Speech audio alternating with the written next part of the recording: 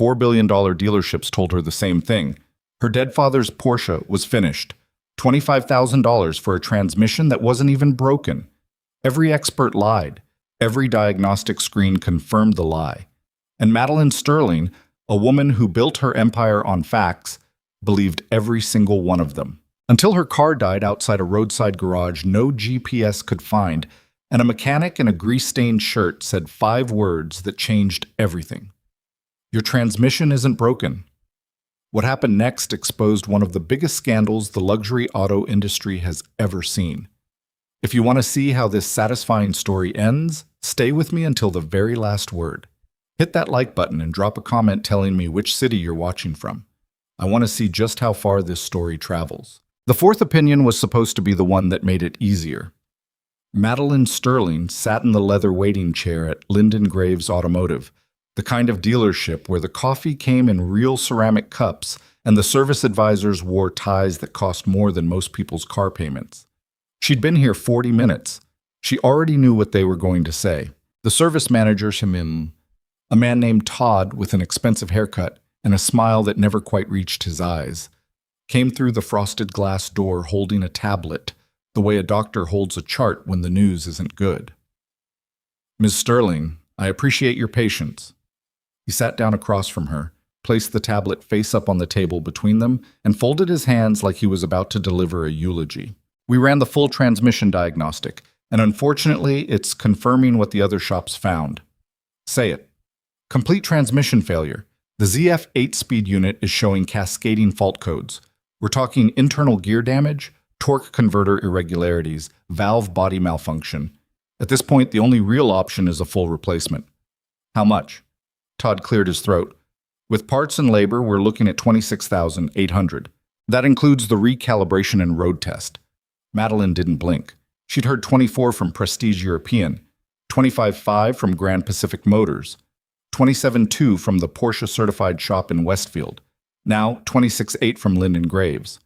4 shops, 4 independent diagnostic reports, 4 transmission replacements.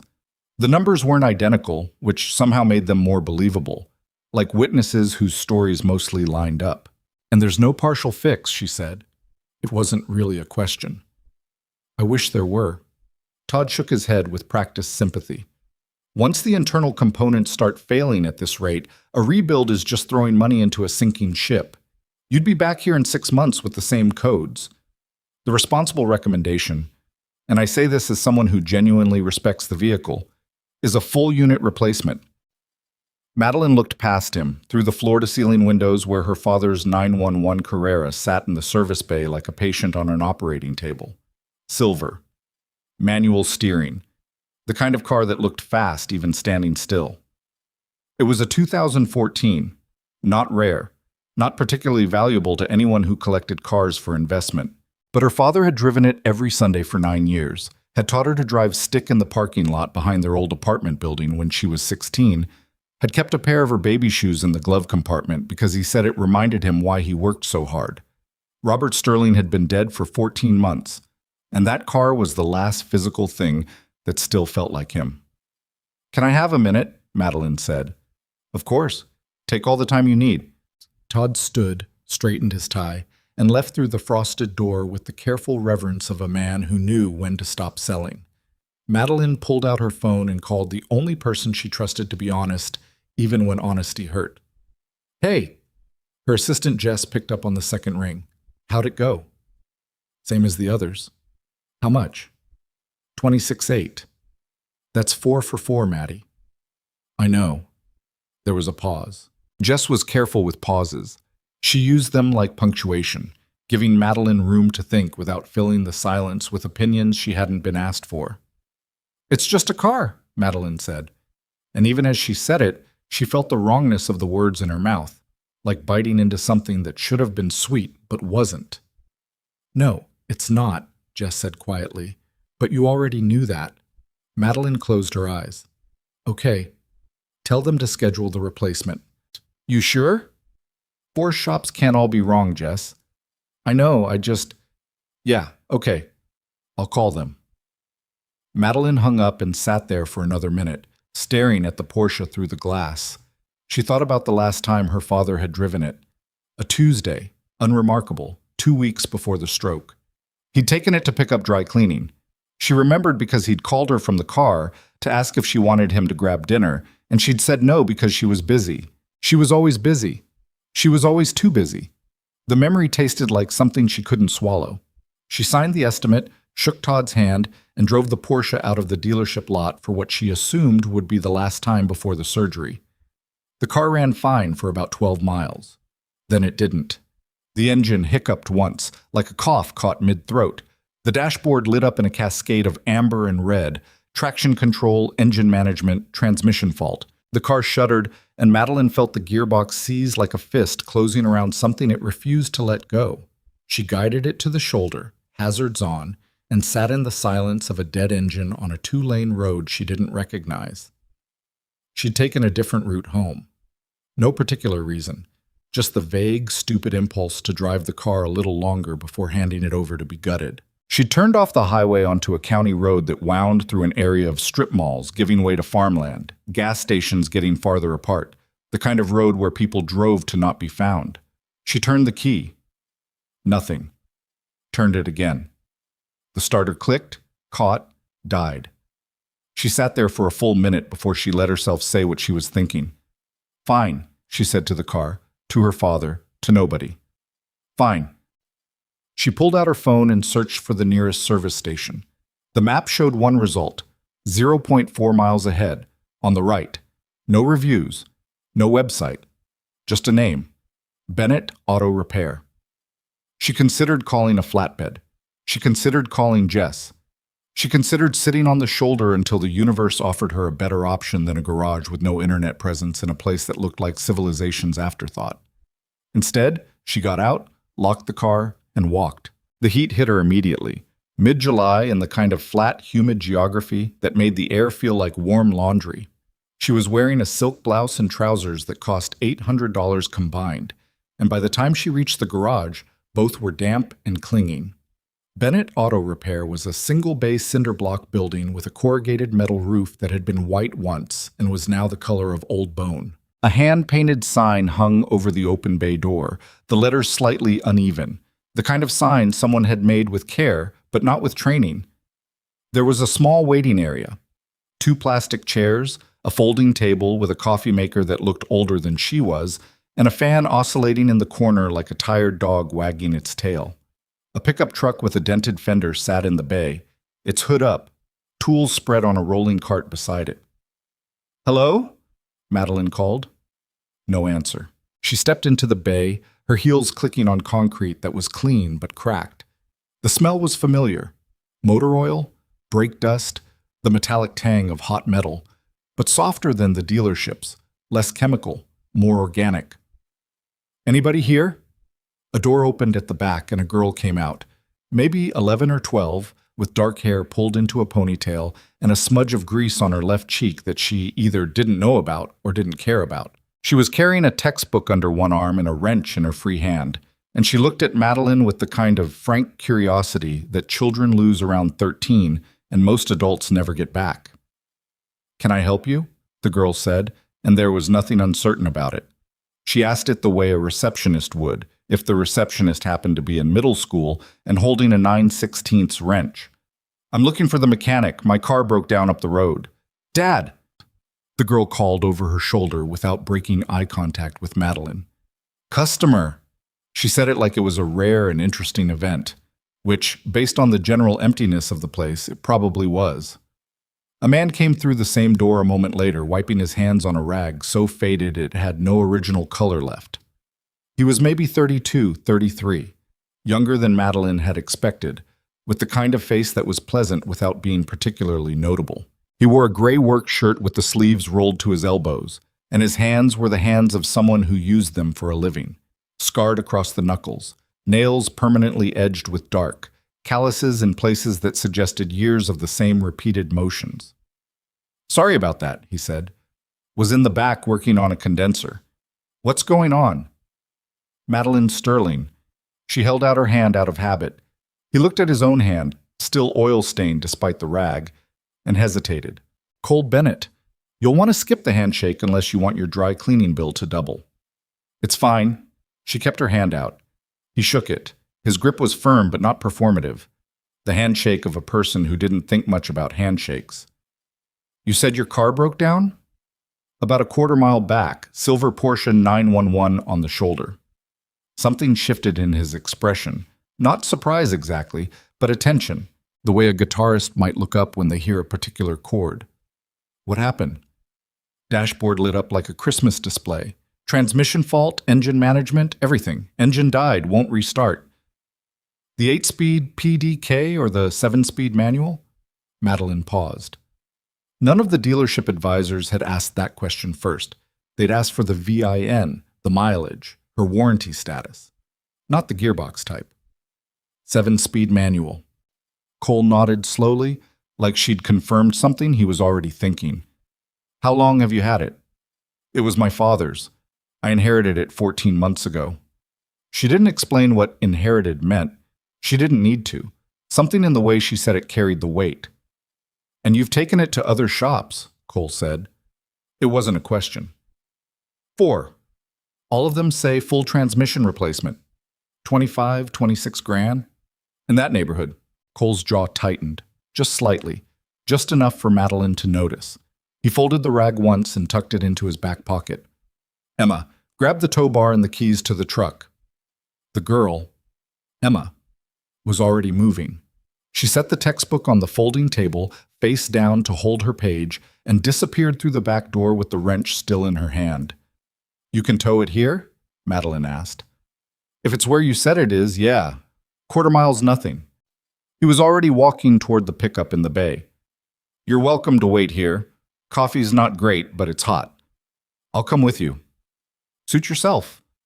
They rode in the pickup truck, Madeline in the passenger seat, Cole driving, Emma squeezed into the narrow back seat with her knees against the center console. The truck smelled like dog and engine cleaner and something vaguely like cinnamon, which Madeline later realized was the air freshener hanging from the mirror. A cardboard tree so old its color had faded to pale amber. Nobody spoke for the first minute. Then Emma said, Is it a real Porsche? Emma, Cole said, in the mildly warning tone of a parent who knows the question isn't rude, but suspects the next one might be. It's a real Porsche, Madeline said. Cool. What year? 2014. That's the 991 generation, Emma said.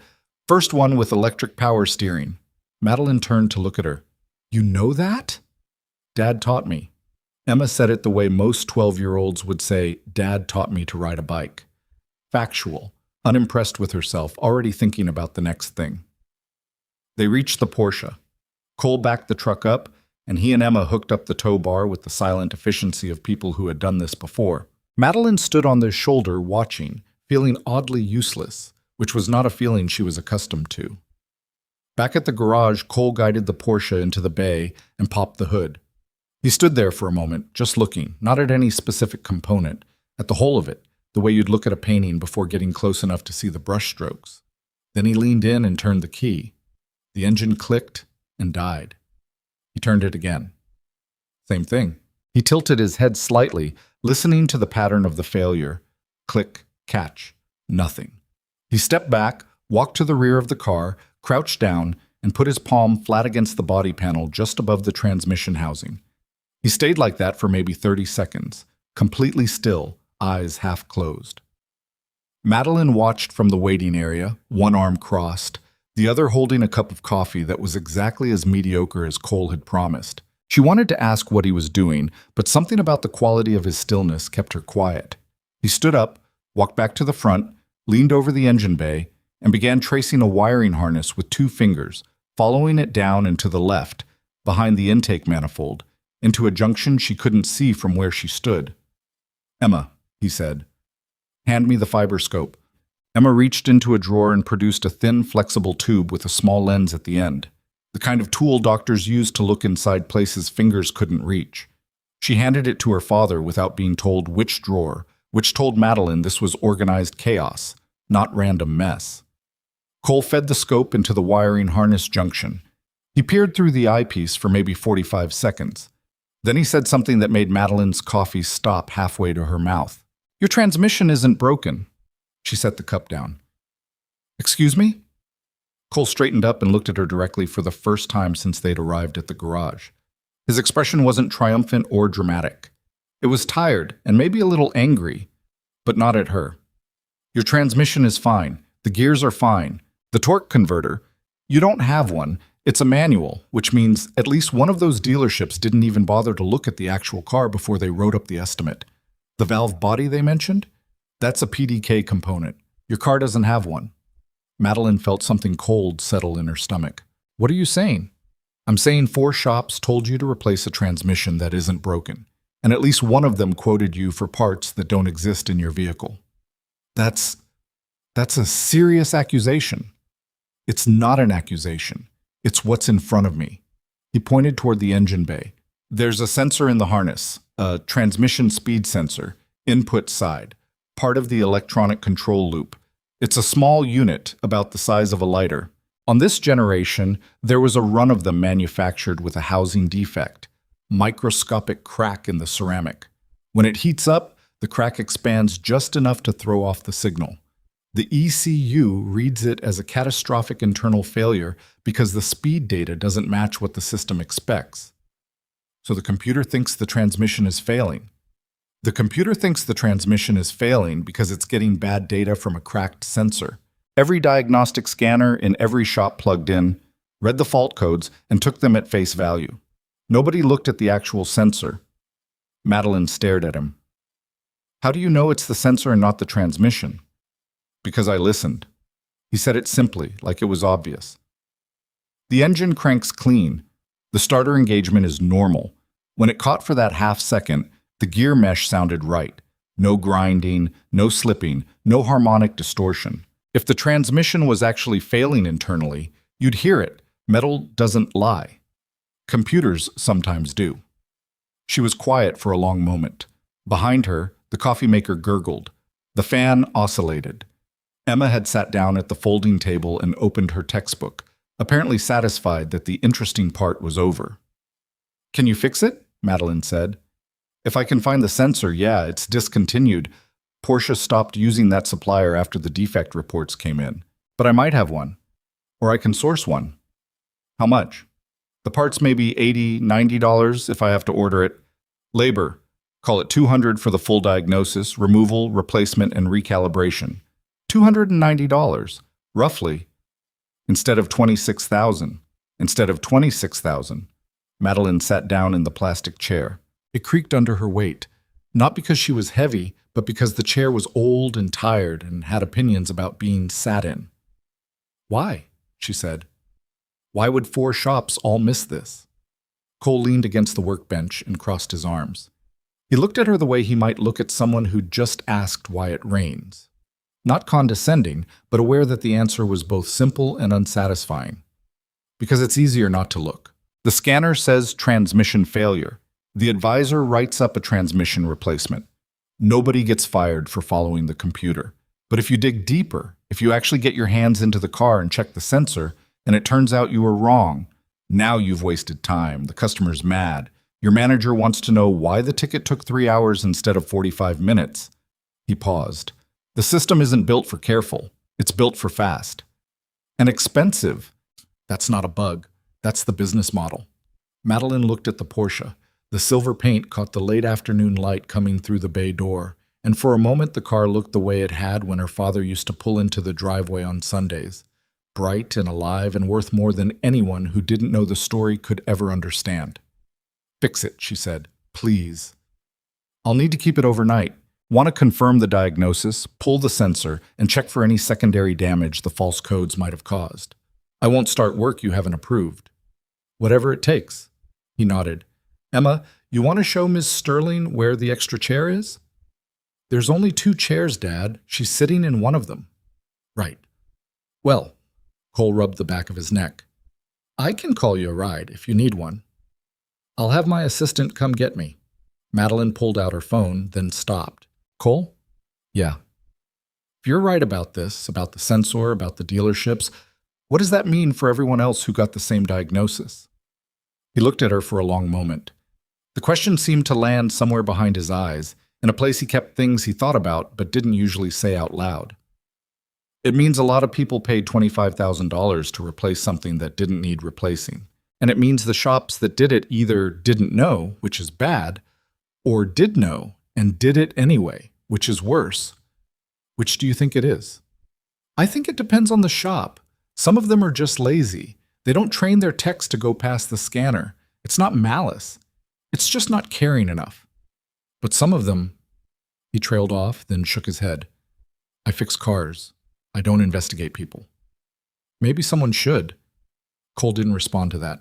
He was already turning back to the Porsche, pulling a work light on its articulated arm over the engine bay, settling into the posture of a man about to do the thing he was best at.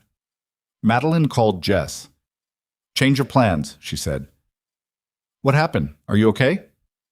"I'm fine. I need you to pick me up." She gave Jess the address. There was a long silence. "Maddie, that's in the middle of nowhere." "I know." "Is the car okay?" Madeline looked at Cole, who had already disappeared up to his shoulders into the engine bay, Emma now standing beside him holding a flashlight with the practiced steadiness of a surgical nurse. "He says the transmission isn't broken."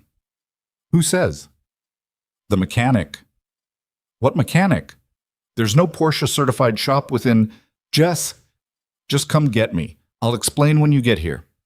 She hung up and sat in the plastic chair and watched Cole work. He moved the way her father used to play piano, not with showmanship, but with the quiet fluency of someone who had practiced until the doing and the knowing were the same thing.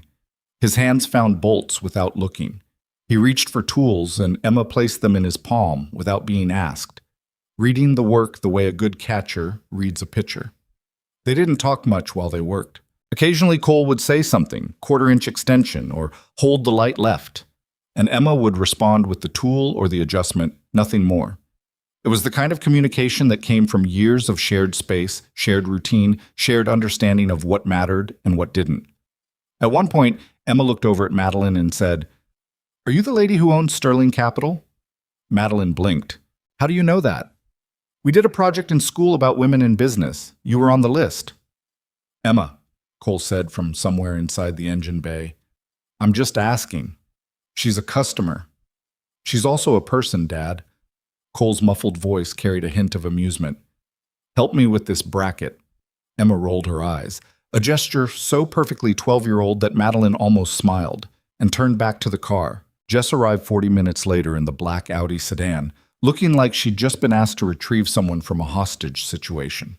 She stood in the bay door and surveyed the garage. The cinder block walls, the hand-painted sign, the oscillating fan, the child holding a flashlight over a Porsche engine, with the expression of a woman reevaluating her understanding of reality. "Maddie," she said quietly, "what is happening?" "I'm getting a second opinion." "This is your fifth opinion." "This is my first real one." Jess looked at Cole. Cole didn't look up. He was tracing a wire with the fiberscope again, murmuring something to Emma that neither woman could hear. "Who is he?" Jess whispered. "His name is Cole Bennett. He says my transmission is fine. He says it's a sensor." "A sensor?" "A cracked sensor that's feeding bad data to the computer." Jess folded her arms. "And you believe him because he's the first person who actually looked at the car instead of the screen." That landed differently than Madeline expected. Jess was quiet for a moment, then said, "How much?" "Under 300. Jess's arms unfolded. $300? If he's right. And if he's wrong? Madeline watched Cole emerge from the engine bay, a small component in his palm, a sensor the size of a cigarette lighter, dark gray, unremarkable. He held it up to the work light and turned it slowly, then reached for something on the workbench, a magnifying glass, the old-fashioned kind. Nothing digital about it. "Emma, come look at this." Emma leaned in. Cole pointed to something on the sensor's housing, something so small that even with the magnifying glass you had to know where to look. "See that line?" "Barely. Is that the crack?" "That's the crack. When the engine heats up, the ceramic expands. The crack opens maybe 0.02 of an inch, and the signal goes intermittent. ECU reads it as total transmission failure, stores the code. Every scanner in every shop pulls the code and says, replace the transmission. But the transmission's fine. The transmission's fine. Emma looked up at him. So why didn't the other shops catch it? Cole placed the sensor on the workbench, gently, the way you might set down something fragile. Because catching it requires you to not trust the easy answer. He turned to Madeline, holding the sensor between his thumb, and index finger. This is your problem, not your transmission, not $26,000. This. Madeline stared at the sensor. This tiny, cracked, discontinued piece of ceramic and wire that $4 billion dealerships had failed to find or hadn't bothered to look for. I need to make some phone calls, she said. Take your time, Cole said. Car's not going anywhere tonight anyway. Madeline turned to Jess.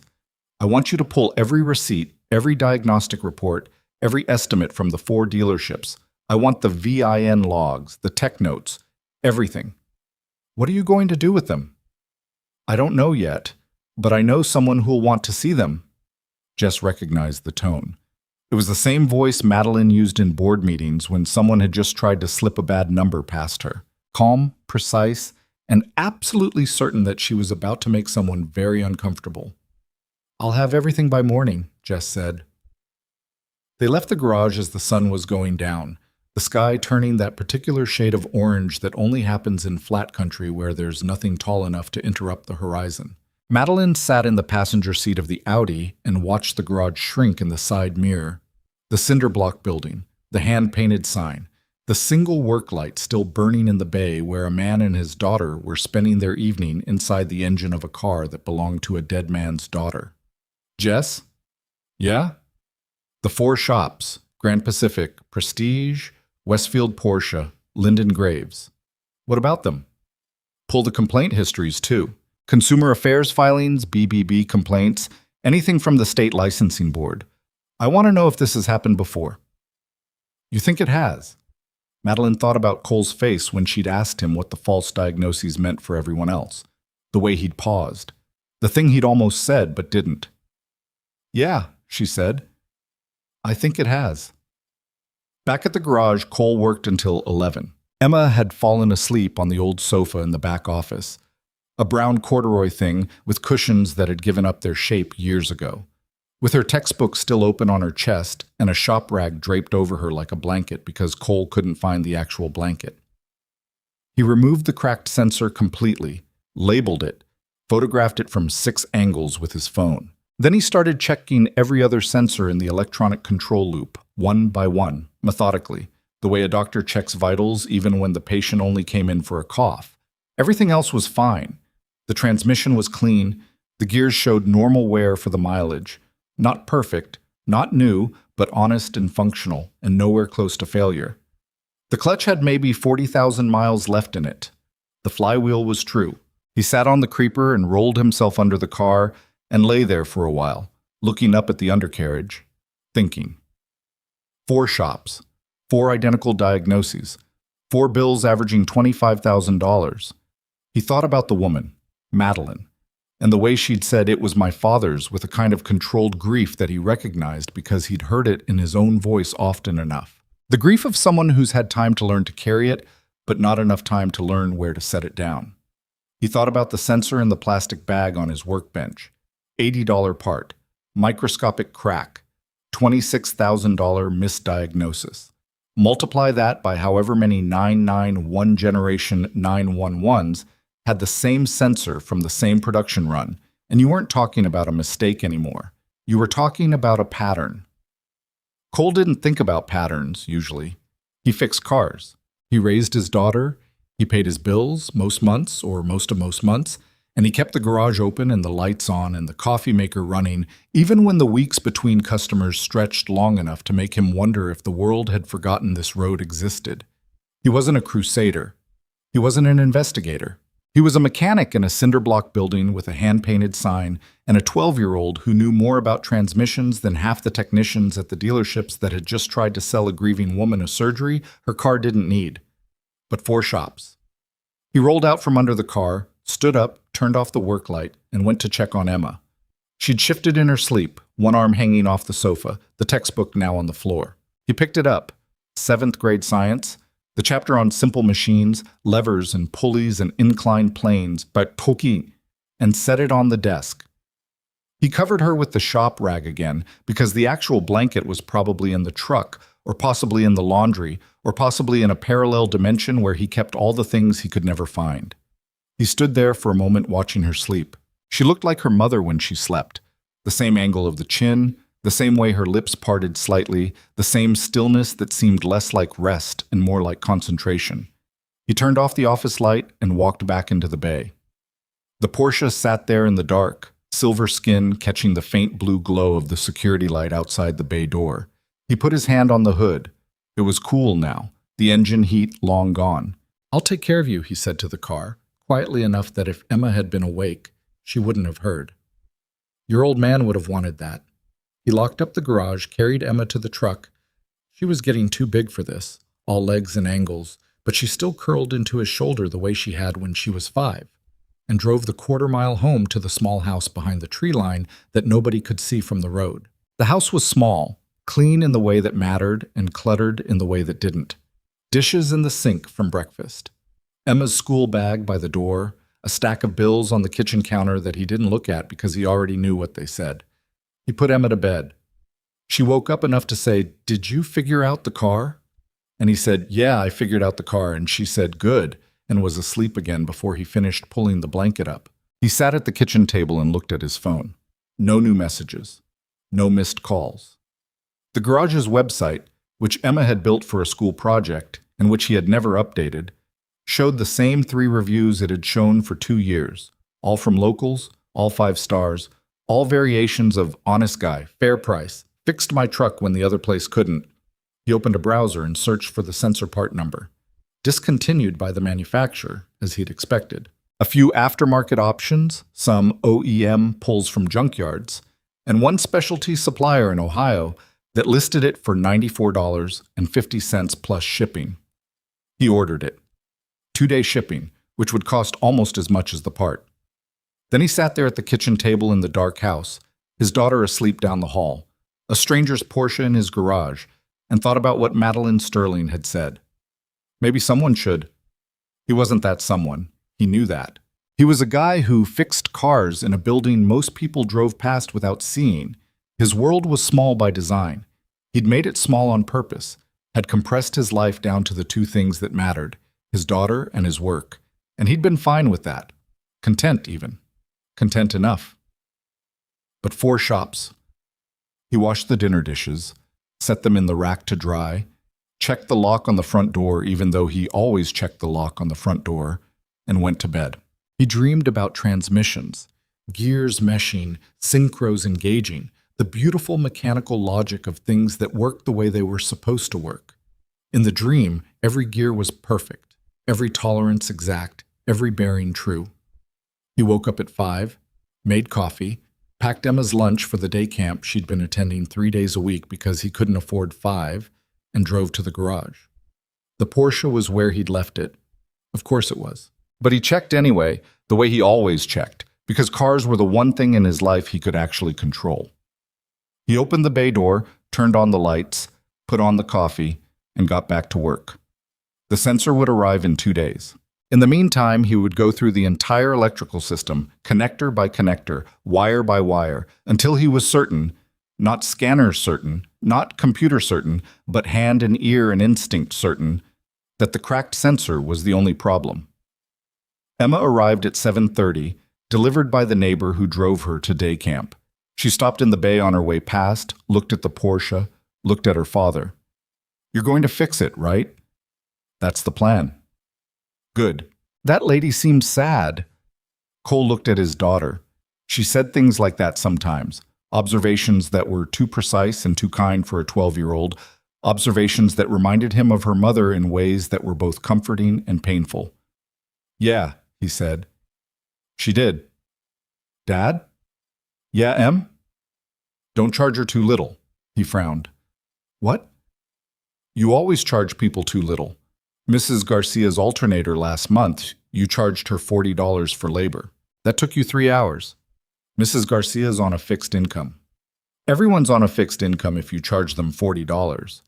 He stared at her for a moment, caught between amusement and the uncomfortable recognition that his 12-year-old understood his business model better than he did. "Go to camp, Emma. I'm just saying. Camp. She went, but she paused at the door and looked back. That car's important to her. You can tell. Don't undervalue that. Then she was gone, and Cole was alone in the garage with a dead man's Porsche and a cracked sensor and the quiet, unshakable feeling that something larger than a repair job was starting. He shook it off. He didn't do larger. He did carburetors and clutches and timing chains and the small, fixable problems of people who couldn't afford the places that overcharged them. That was his life, and he'd chosen it, and it was enough. He pulled his creeper under the Porsche, slid beneath it, and went to work. 40 miles away, Madeline Sterling sat in her home office on the 32nd floor of a building she owned, surrounded by diagnostic reports from 4 luxury dealerships, each one telling her the same convincing, expensive lie. She picked up her phone and called a number she'd saved 3 years ago and never used. Natalie Brooks. Natalie, it's Madeline Sterling. We met at the Pearson Foundation dinner. I remember. You told me my article on pharmaceutical pricing was the only piece of journalism you'd read that year that actually changed your mind about something. I said that because it was true. I need to talk to you about something. Are you still doing investigative work? That depends on what needs investigating. Madeline looked at the diagnostic report spread across her desk. 25,000, 25.5, 27.2, 26.8. 4 lies wearing lab coats and laser printers. Have you ever looked into the luxury automotive service industry? There was a pause, then Natalie laughed. Not a dismissive laugh, but the sharp, hungry laugh of a journalist who'd just been handed something interesting. No, she said, but I'm listening. Madeline picked up the cracked sensor report that Cole had texted her. A photo of the tiny component next to a ruler for scale, the microscopic fracture line barely visible even in high resolution. Good, Madeline said, because I've got a story that starts with an $80 part and ends with 4 dealerships that need to explain where $26,000 was supposed to go. She could almost hear Natalie reaching for a notebook. Tell me everything. Natalie Brooks had been a journalist for 11 years, and in that time she'd learned that the best stories never started with explosions. They started with receipts. She arrived at Madeline's office at 9 the next morning carrying a leather bag that was more duct tape than leather at this point, a digital recorder she'd owned since grad school, and the particular energy of a woman who had slept 4 hours because she'd spent the other 4 reading everything publicly available about luxury automotive service fraud. I pulled complaint records from the State Consumer Protection Bureau, Natalie said, spreading printed pages across Madeline's conference table before she'd even taken off her jacket. Going back 5 years, do you want to guess how many formal complaints have been filed against certified luxury dealerships in this state for unnecessary transmission replacements? How many?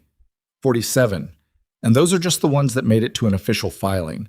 Most people don't file. Most people don't even know they've been ripped off. Because how would they? The dealership shows them a screen full of fault codes, tells them the transmission is failing, and what are they going to do?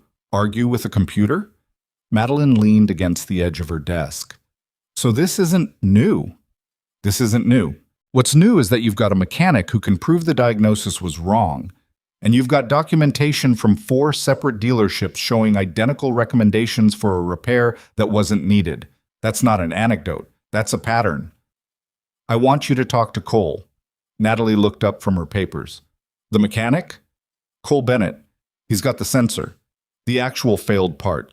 He can walk you through exactly what happened and why every scanner missed it. Will he talk to me? Madeline thought about that. She thought about Cole's face when she'd asked him whether the dealerships had known what they were doing, the way he'd pulled back from the answer, the way he'd said, I fix cars, I don't investigate people. He wasn't the type to seek a microphone. I don't know, she said, but I think if you show up and ask honest questions, he'll give you honest answers. He's not a performer. He's not going to give you sound bites. But he knows what he's talking about in a way that's hard to argue with.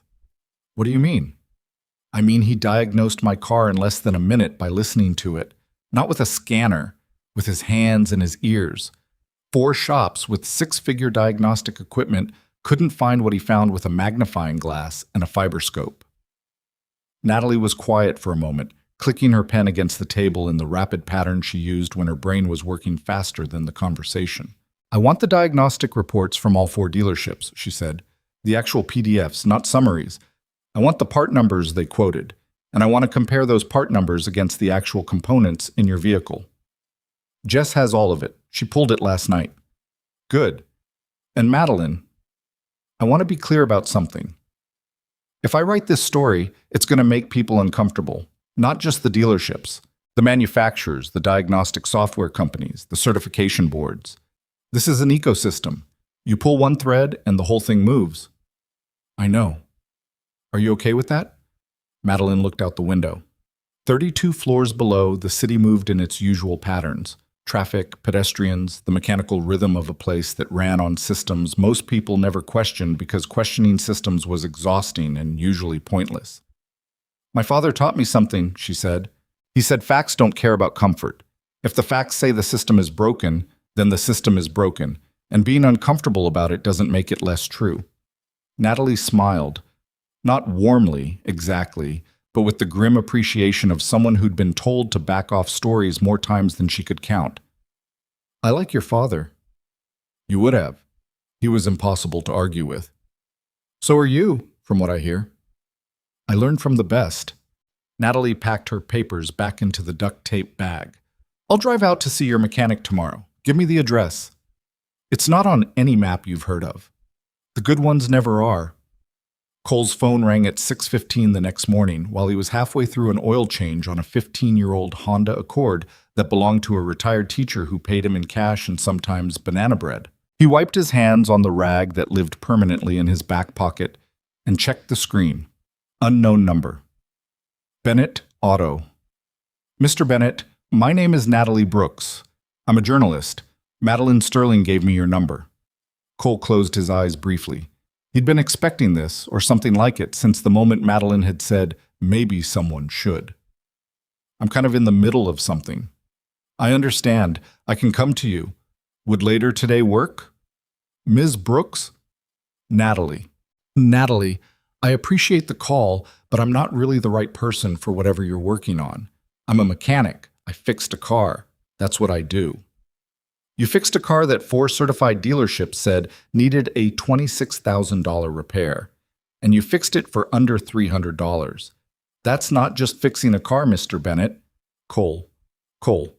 "Look, I'm not trying to turn you into a story, but the diagnostic failure you identified, the cracked sensor, the false fault codes, that's potentially systemic. If it's happening to Madeline Sterling's Porsche, it's happening to other cars. Other people are paying tens of thousands of dollars for repairs they don't need. Don't you think they deserve to know?" He leaned against the Honda and looked across the bay at the Porsche, where the new sensor sat on the workbench still in its shipping box. It had arrived that morning, a day early. He'd already inspected it. Housing intact, no ceramic defect, clean contacts. "I think what people deserve and what they get are usually 2 different things," he said. "That's exactly why I do this work." There was something in her voice, not pushiness exactly, but a kind of blunt sincerity that reminded him of Emma when she was making a point she knew was right and wasn't going to let go of. "You can come by," he said, "but I'm working, so you'll have to talk while I work. That's the best kind of interview. 2 o'clock? Fine." He hung up and looked at the Honda. The retired teacher, Mr. Williamson, was sitting in one of the 2 plastic chairs, reading a paperback with the slow, careful patience of a man who had nowhere else to be. "That sounded like trouble," Mr. Williamson said without looking up from his book. "Probably." "The good kind or the bad kind?" Cole thought about it. "I'll let you know." He finished the oil change, collected $40 and a foil-wrapped loaf of banana bread that was still warm, and spent the next 3 hours installing the new sensor in the Porsche. The installation itself was straightforward. Remove the defective unit, clean the connector, seat the new sensor, torque to spec. But Cole didn't stop there. He recalibrated the ECU, cleared every stored fault code, ran the engine through a full thermal cycle, and then drove the car, slowly, carefully, listening, for 2 miles down the county road and back. The transmission shifted clean. 1st through 7th, up and down, every gear engaging with the particular mechanical precision that Porsche had spent decades engineering. No fault codes, No hesitation, no shimmer in the RPMs that would suggest anything was wrong. He pulled back into the bay, turned off the engine, and sat in the driver's seat for a moment with his hands on the steering wheel. The leather was worn in places, the 10 and 2 position, where someone had gripped it thousands of times over thousands of miles. There was a small crack at the 12 o'clock position, the kind of crack that comes not from damage but from use, from years of a hand resting in the same spot during Sunday drives and Tuesday errands, and all the ordinary moments that don't seem important until they're all you have left. He got out of the car and called Madeline. "It's done." "Already?" "Sensors installed, ECUs recalibrated. I drove it 2 miles, no codes, no issues, transmission solid." There was a silence on the other end that went on long enough for Cole to wonder if the call had dropped. Then Madeline said very quietly, "Thank you. It's just a sensor." "No, it's not." He understood what she meant, even though neither of them said it. The car wasn't a car. The repair wasn't a repair. Some things carry more weight than their mechanical specifications can account for. "You can pick it up whenever you're ready," he said. "I'll have the invoice waiting. I'll be there this afternoon. And Cole, Natalie Brooks is going to call you." "She already did." "Will you talk to her?" "I said she could come by." "Thank you. I know you didn't ask for any of this." "No," he said, "I didn't." Natalie arrived at 2:15 in a car that made sounds. Cole's professional instincts immediately cataloged. A slight knock from the front end that was probably a worn stabilizer link, and a brake squeal from the rear that meant the pads were getting close. He didn't mention it. She hadn't asked. She was younger than he'd expected, early 30s maybe, with sharp eyes and the kind of posture that suggested she was always slightly leaning forward, always slightly ahead of the conversation. She carried a bag that had seen better decades and a recorder that she set on his workbench after asking permission. "So," she said, looking around the garage with the professional curiosity of someone cataloging details, "this is where the magic happens." "There's no magic, just mechanics." "Tell me about the sensor." Cole picked up the defective unit. He'd kept it in a labeled plastic bag and held it up. "This is a transmission input speed sensor for a 2014 Porsche 911 with the 7-speed manual. Part number 955-606-12101. Manufactured by a third-party supplier and installed at the factory. There was a production run, I don't know how many units, but I'd guess several thousand, where the ceramic housing had a microscopic defect. And that defect causes false transmission failure codes? When the engine reaches operating temperature, the ceramic expands. The crack opens. We're talking thousandths of an inch, and the signal becomes intermittent. The ECU interprets the irregular data as a catastrophic internal failure and throws a code. Every OBD2 scanner reads the code and reports transmission failure, because that's what the code says. But the transmission isn't actually failing. The transmission is fine. The sensor is lying to the computer, and the computer is lying to the scanner, and the scanner is lying to the technician, and the technician is lying to the customer. Except the technician doesn't know he's lying because he never looked past the screen. Natalie was writing fast. And you're saying 4 separate dealerships missed this. 4 separate dealerships plugged in a scanner, read the code, and wrote up a replacement. None of them pulled the sensor. None of them did a physical inspection of the component. They diagnosed by screen. Is that normal?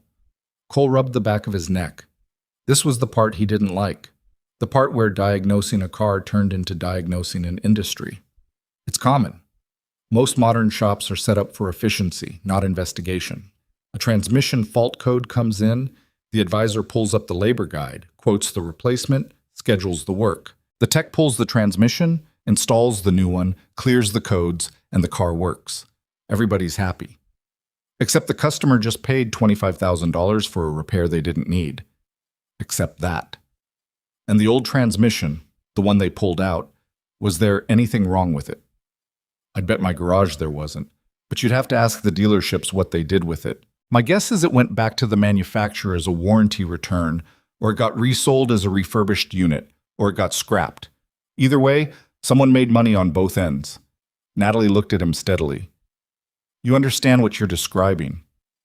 I'm describing what I saw in one car. You're the journalist. You describe what it means for all the others. Fair enough. She paused, then asked the question he could tell she'd been saving. How did you know? You diagnosed this car in less than a minute, according to Madeline. 4 shops with expensive equipment couldn't find it. How? Cole looked at the Porsche. Madeline was due to pick it up in an hour. Experience, he said, and listening. Machines have sounds, healthy sounds and sick sounds. A transmission that's actually failing has a specific quality to it. Grinding, harmonic distortion, irregular engagement. This car didn't have any of that. The engine cranked clean, the starter was normal, the half-second of engagement before it died sounded right. Everything about the car said the mechanical system was fine. The only thing saying otherwise was the computer. And you trusted your ears over the computer. I trusted the car over the computer. Cars don't lie. They break, they wear out, they fail. But when they do, they tell you. You just have to be willing to listen. That's a hell of a quote. It's not a quote. It's just true. Emma came in from the back office then, carrying 2 glasses of lemonade that she'd apparently made without being asked. She handed one to Natalie and set the other on the workbench near Cole, then sat down on the stool by the tool cart and opened her textbook. Natalie watched the interaction with the attention she gave everything. Careful, cataloging. Hi there, I'm Natalie. I'm Emma. I know who you are. I read your article about the water treatment plant in Ridgefield. It was good. Natalie blinked. You read investigative journalism? I read things that matter. Dad says most news is just noise, but the stuff that changes something is worth the time. Natalie looked at Cole. Cole shrugged, but the corner of his mouth twitched in a way that might have been pride if he'd been the kind of man who let pride show. She reads a lot, he said. I can see that. Natalie turned back to Emma. What do you think about all this? Your dad fixing the Porsche, the dealerships getting the diagnosis wrong? Emma considered the question with the seriousness of someone who'd been raised to think before speaking. I think people trust screens too much. Like at school, the grading software marked my essay a C because it didn't have enough transition words. My teacher read it and gave me an A. The computer wasn't wrong about the transition words. It was wrong about the essay. Well, Natalie laughed. A real one. Surprised out of her. She wrote something in her notebook and underlined it twice. The interview lasted another 40 minutes. Cole answered every question directly, without embellishment, without editorializing. He showed Natalie the cracked sensor under the magnifying glass. He walked her through the diagnostic process step by step. He showed her the invoice. $94.50 for the part, $180 for labor, $274. $50 total, and set it next to the 4 dealership estimates, which averaged $25,875. Can I photograph these? Natalie asked. The invoice is mine. The estimates are Madeline's. You'll need to ask her. She already said yes. Then go ahead. Natalie took her photos, packed her recorder, and stood at the bay door looking at the garage, the cinder block walls, the hand-painted sign, the single bay, the oscillating fan that had been moving air around the same space for what looked like decades.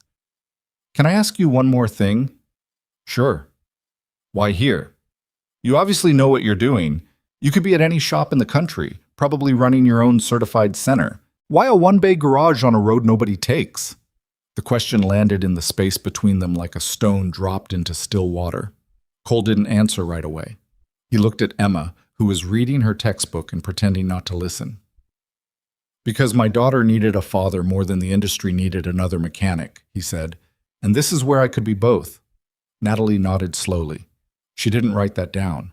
Some things were too important for notebooks. Madeline arrived at 4. She brought Jess, who brought a folder containing every document Natalie had asked for, organized with the precision of someone who understood that paperwork could be a weapon when properly assembled. Cole handed Madeline the keys and the invoice. She looked at the total, then at him, then at the keys in her hand. $274.50. That's what it costs. Cole, the diagnostic work alone, the time you spent going through the entire electrical system, that's worth more than what you're charging. It's worth what I'm charging because that's what I charge. Madeline opened her mouth, closed it, and did something she rarely did. She let someone else be right. Thank you, she said. Start it up. I want you to hear it. She got into the Porsche.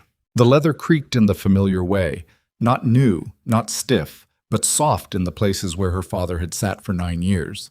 She turned the key. The engine caught on the first try, smooth and immediate, the flat six settling into its characteristic idle with the steady, confident rhythm of a heart that had never stopped beating. Madeline sat there for a moment with her hands on the wheel, and something in her face shifted, not dramatically, not with tears or trembling, but with the quiet rearrangement of a person who had been bracing for a loss and instead received a return. "It sounds like it used to," she said. "That's because it is what it used to be."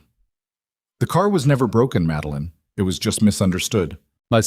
She drove it out of the bay and onto the road, and the engine note changed as she accelerated, deeper, fuller, the particular sound of a Porsche flat six opening up on a straight road with nothing ahead but pavement and possibility.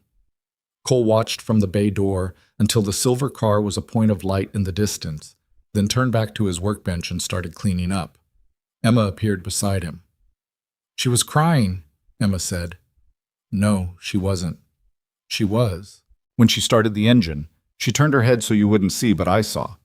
Cole stopped wiping the wrench in his hand. "Some people cry when they get back something they thought they'd lost." "Is that a bad thing?" "No, Em, that's a human thing." Natalie's article went live on a Thursday. The headline read, "One mechanic, one sensor, and the $25,000 lie hiding in your dashboard." The piece was 4,000 words long, meticulously sourced, and structured around 3 pillars: Cole's diagnosis of the Porsche, the documented estimates from 4 dealerships, and a broader investigation into diagnostic-dependent repair practices across the luxury automotive sector. Natalie had done more than just tell Cole's story. She'd pulled service records from 3 other Porsche owners who'd received identical transmission replacement recommendations for 991 generation 911s. 2 of them had already paid. One, a retired Marine in Virginia, had spent his entire savings on a $23,000 repair for a car his late wife had given him as a retirement gift. That detail, buried in paragraph 16, was the one that went viral. By Friday morning, the article had been shared over 200,000 times. By Friday afternoon, every automotive blog, consumer advocacy site, and mainstream news outlet in the country had picked it up.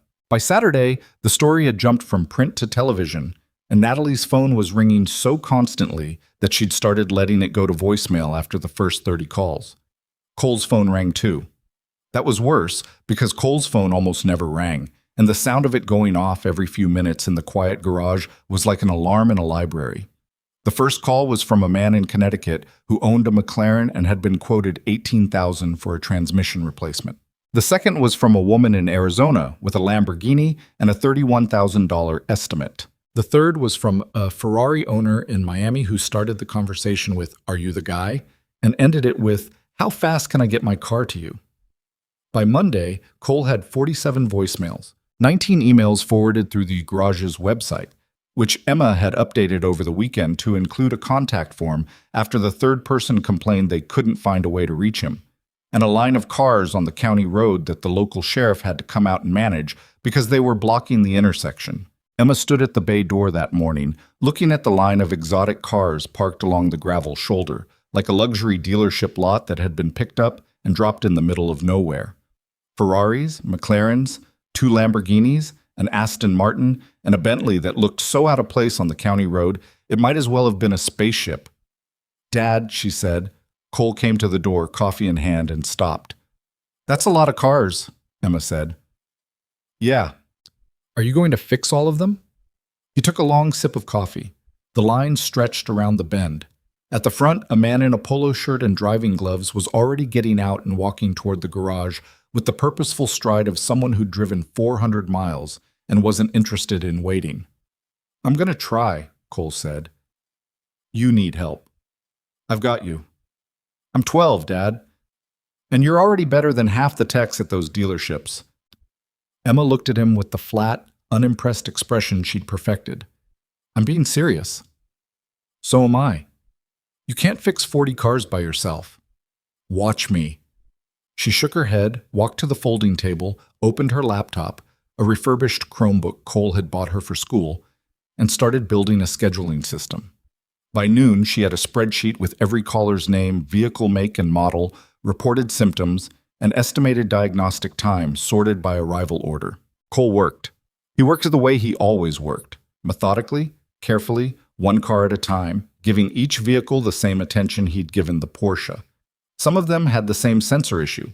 Some had different problems entirely, problems that the owners had been told required catastrophic repairs, but actually required minor fixes, recalibrations, connector cleanings, things that cost hundreds instead of tens of thousands. Not every car was misdiagnosed. Some of them genuinely needed the work the dealerships had recommended. Cole told those owners the truth too, even when the truth was they were right and you should go back and have it done. He wasn't interested in being a hero. He was interested in being accurate, but the pattern was there. Out of the first 16 cars he examined, 11 had been recommended repairs they didn't need. 11 out of 16. Sensors, wiring harnesses, software calibrations, ground connections, small, invisible problems that expensive scanners couldn't distinguish from catastrophic failures because the scanners weren't designed to distinguish. They were designed to flag. The diagnosis was supposed to come from the human. The human had been replaced by the printout. Natalie drove out twice that week. The second time, she brought a photographer. Cole said no to the photographer. "I don't need pictures of me in a magazine." "Cole, this story is getting bigger than either of us expected. People want to see who you are. They can come to the garage. I'll be here." "The editor wants a photo." "The editor can want a lot of things." Natalie looked at Emma, who was cross-referencing VIN numbers against a recall database she'd found online. "Emma, can you talk some sense into your father?" "Nope," Emma said without looking up. "He's been this stubborn since I was born. Probably before." "Definitely before," Cole said. Natalie left without the photo. The article ran with a picture of the garage instead. The hand-painted sign, the single bay, the cinder block walls. It was more effective than a portrait would have been. The image of that small, ordinary building surrounded by million-dollar cars said everything a headshot couldn't. The letters started arriving on Wednesday. Actual letters, handwritten, stamped, delivered by a postal carrier who had to make 2 trips because the mailbox Cole had bought at a hardware store 8 years ago wasn't designed for volume. A woman in Oregon whose husband had died and whose Aston Martin had been diagnosed with a failing transmission. She'd sold the car rather than pay for the repair. A man in Texas who'd financed a $19,000 transmission replacement on a credit card and was still paying interest 3 years later. A couple in Maine who'd been told their classic Porsche was beyond saving and had watched it get towed to a junkyard. Cole read every letter. He sat at the kitchen table after Emma was asleep and read them one by one, and each one settled into him like a stone sinking into water. Not with a splash, but with a slow, heavy descent that displaced something he couldn't name. He wasn't a crusader. He'd said that to himself already, more than once. He fixed cars. He raised his daughter. He lived small, but 11 out of 16, and the letters kept coming. On Thursday evening, Madeline called. "Have you seen the news?" "I don't really watch the news." Grant Holloway issued a statement. He's the director of Prestige European, one of the 4 dealerships. He's calling the article irresponsible journalism and saying your diagnosis was unqualified speculation from an uncertified independent operator. Cole was sitting on the garage floor, leaning against the Bentley he was working on, eating a sandwich Emma had made him because she'd decided he wasn't eating enough and had taken over lunch preparation with the organizational intensity of a small field general. "Okay," he said. "Okay? Cole, he's attacking your credibility." "My credibility is in the cars I've fixed. He can say whatever he wants." "He's talking about filing a complaint with the state licensing board. He wants your certification reviewed." Cole took another bite of the sandwich. Turkey and Swiss. Emma had put mustard on it even though he preferred mayo because Emma believed mustard was superior and had decided this was a hill worth dying on. "Let him," Cole said. "You're not concerned?" "Madeline, I've been fixing cars for 15 years. My license is clean. My work is clean. If the licensing board wants to come out here and look at what I do, they're welcome to. I've got nothing to hide. And if Holloway has connections on the board, then I'll deal with that when it happens." There was a pause. Then Madeline said, You're infuriating. You know that? I've been told. By whom? My daughter. Regularly. Madeline laughed, the first time he'd heard her laugh. It was a good laugh, unguarded, the kind of sound that escaped before the person making it could decide whether to let it out. I'm not going to let him bury you, Cole. I appreciate that, but I don't need protecting. Everyone needs protecting sometimes, even stubborn mechanics who eat sandwiches on the floor. How do you know I'm eating a sandwich on the floor? Because I'm parked outside your garage and I can see you through the bay door. Cole looked up.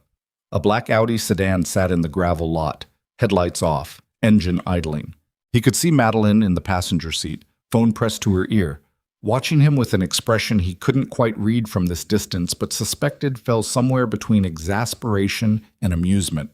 He stood up, brushed the crumbs off his shirt, and walked to the bay door. Madeline got out of the car. She was carrying a folder. "What's that?" Cole asked. The complaint histories Jess pulled. 47 formal filings against luxury dealerships in this state alone. 12 of them specifically mention unnecessary transmission replacements. 3 of them name Prestige European. She held the folder out to him. He didn't take it. "I told you, I fix cars. I don't investigate people." "I know, you've said that." She kept the folder extended. "But the people who investigate people need someone who understands cars. And right now, you're the only mechanic in this state, maybe this country, who's willing to say out loud what everyone in the industry already knows." "And what's that?" "That the system isn't broken. It's working exactly the way it was designed to work. It's just not designed for the customer." Cole looked at the folder. Then he looked at Madeline. Then he looked back at the garage. The single bay, the hand-painted sign, the oscillating fan still turning in the corner like it had been turning since before he'd been born. He took the folder. "I'll read it," he said. "That's all I'm promising. That's all I'm asking." She didn't stay long. She walked through this garage once, slowly, looking at the cars he was working on.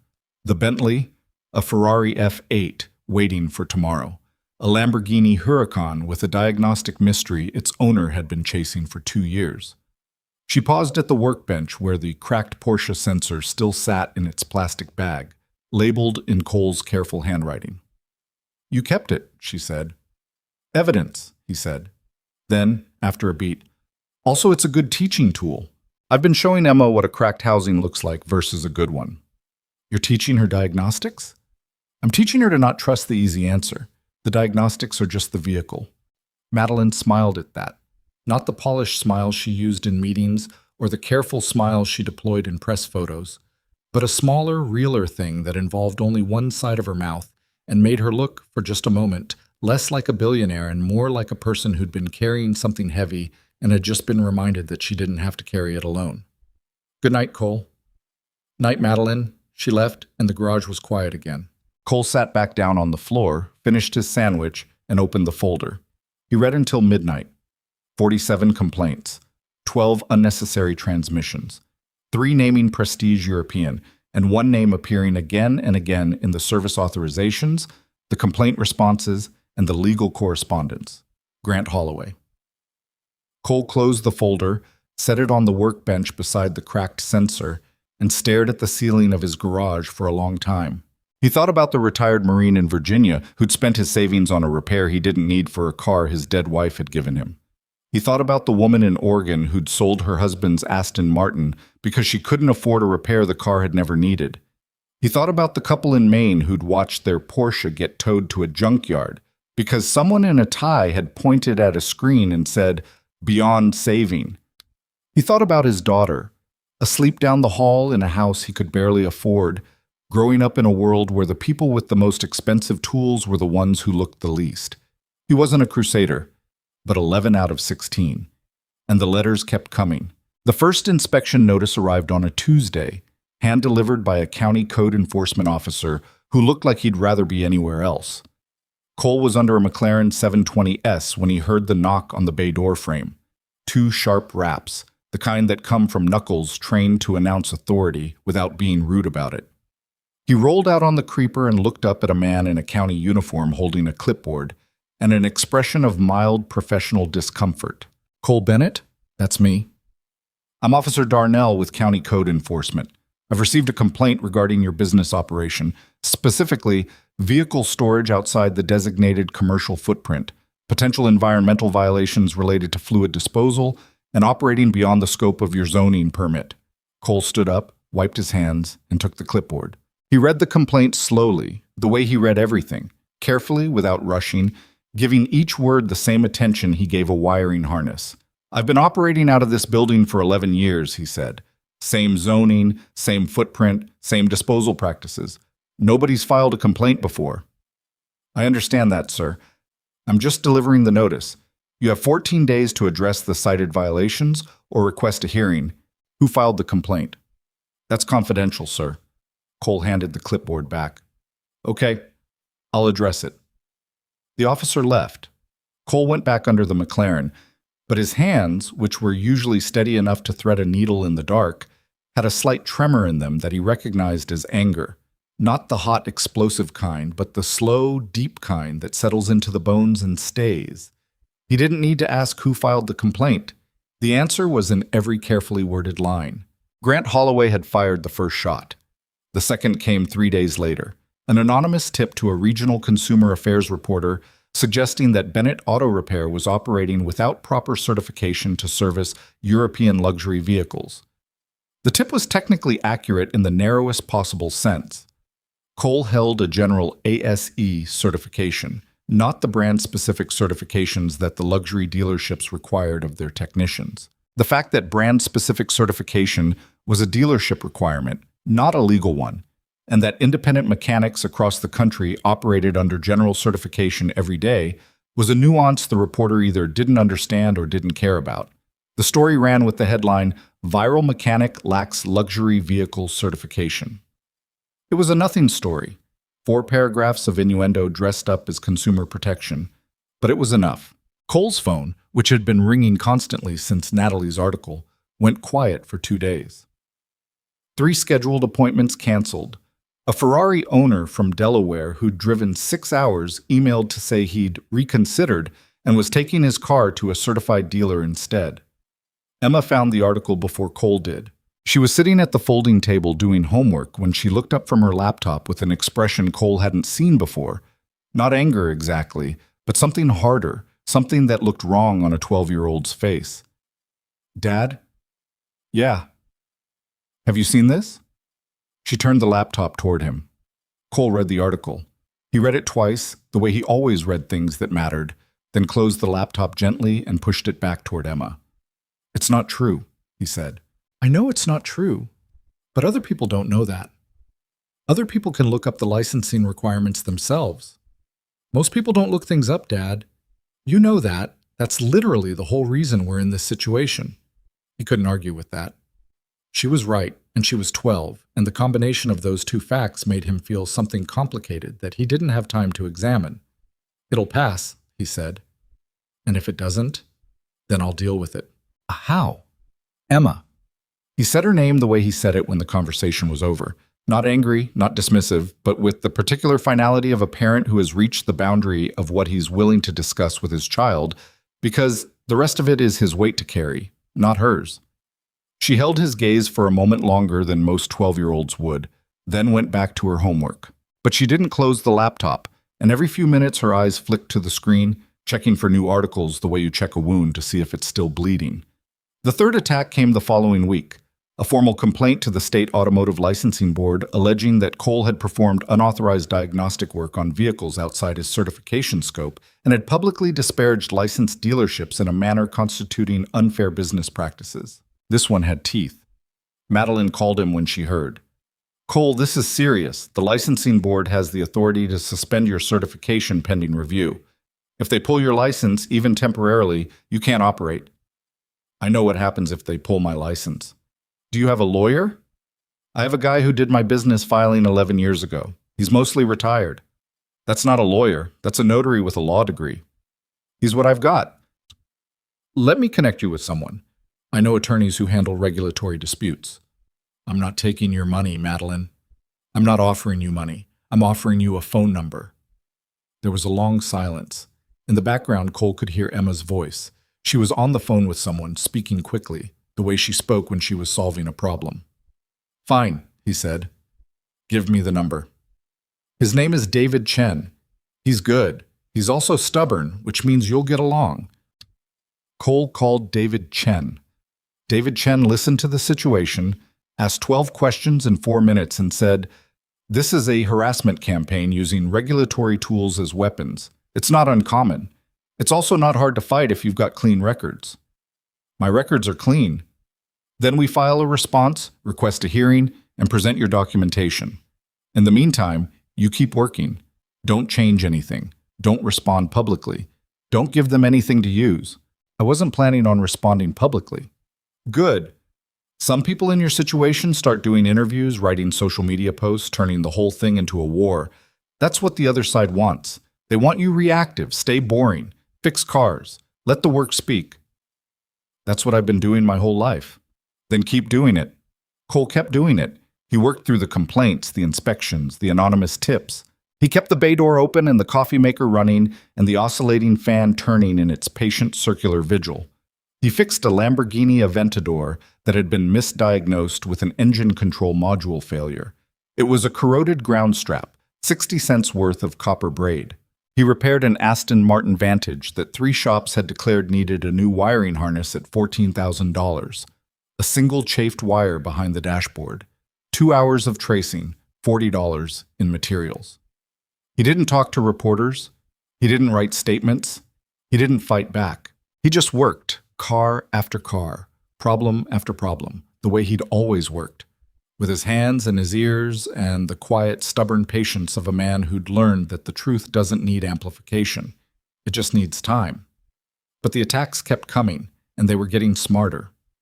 Holloway had money, connections, and the particular ruthlessness of a man whose reputation was built on the same foundation he was now watching crack. His dealership, Prestige European, had been the most prestigious luxury service center in the state for 15 years. He'd built it on relationships with manufacturers, on certifications that cost thousands of dollars each, on a facility that looked more like a surgical theater than a garage. He'd hired technicians with engineering degrees and dressed them in uniforms that cost more than Cole's monthly mortgage payment.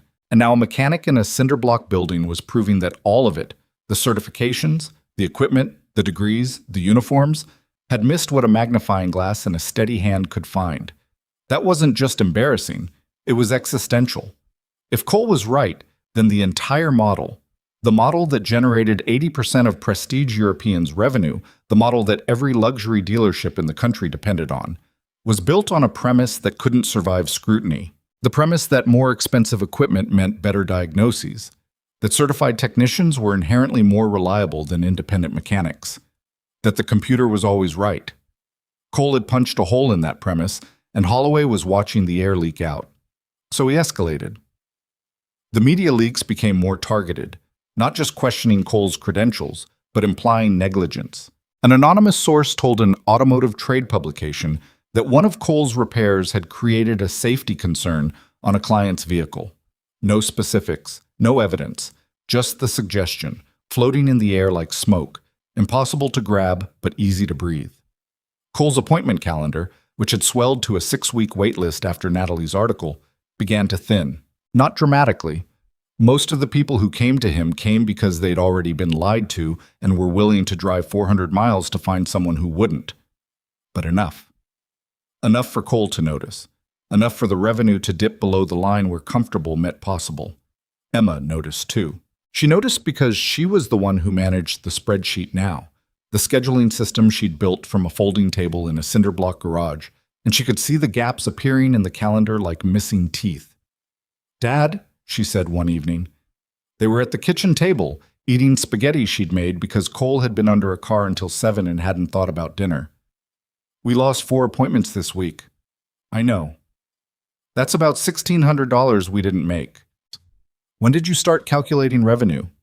"When I realized you weren't going to." He set his fork down. She was looking at him with that expression, the one that was too old for her face, the one that reminded him of Rachel, his wife, who had died when Emma was 3, and who had possessed the same unnerving ability to see through the walls he built around the things he didn't want to talk about. "We're fine, Em." "We're not fine. The mortgage is due in 12 days. The parts supplier invoice is overdue, and the electric bill went up because you've been running the bay lights until midnight every night. How do you know about the electric bill? It's on the counter, with the other bills you don't look at. Cole took a breath.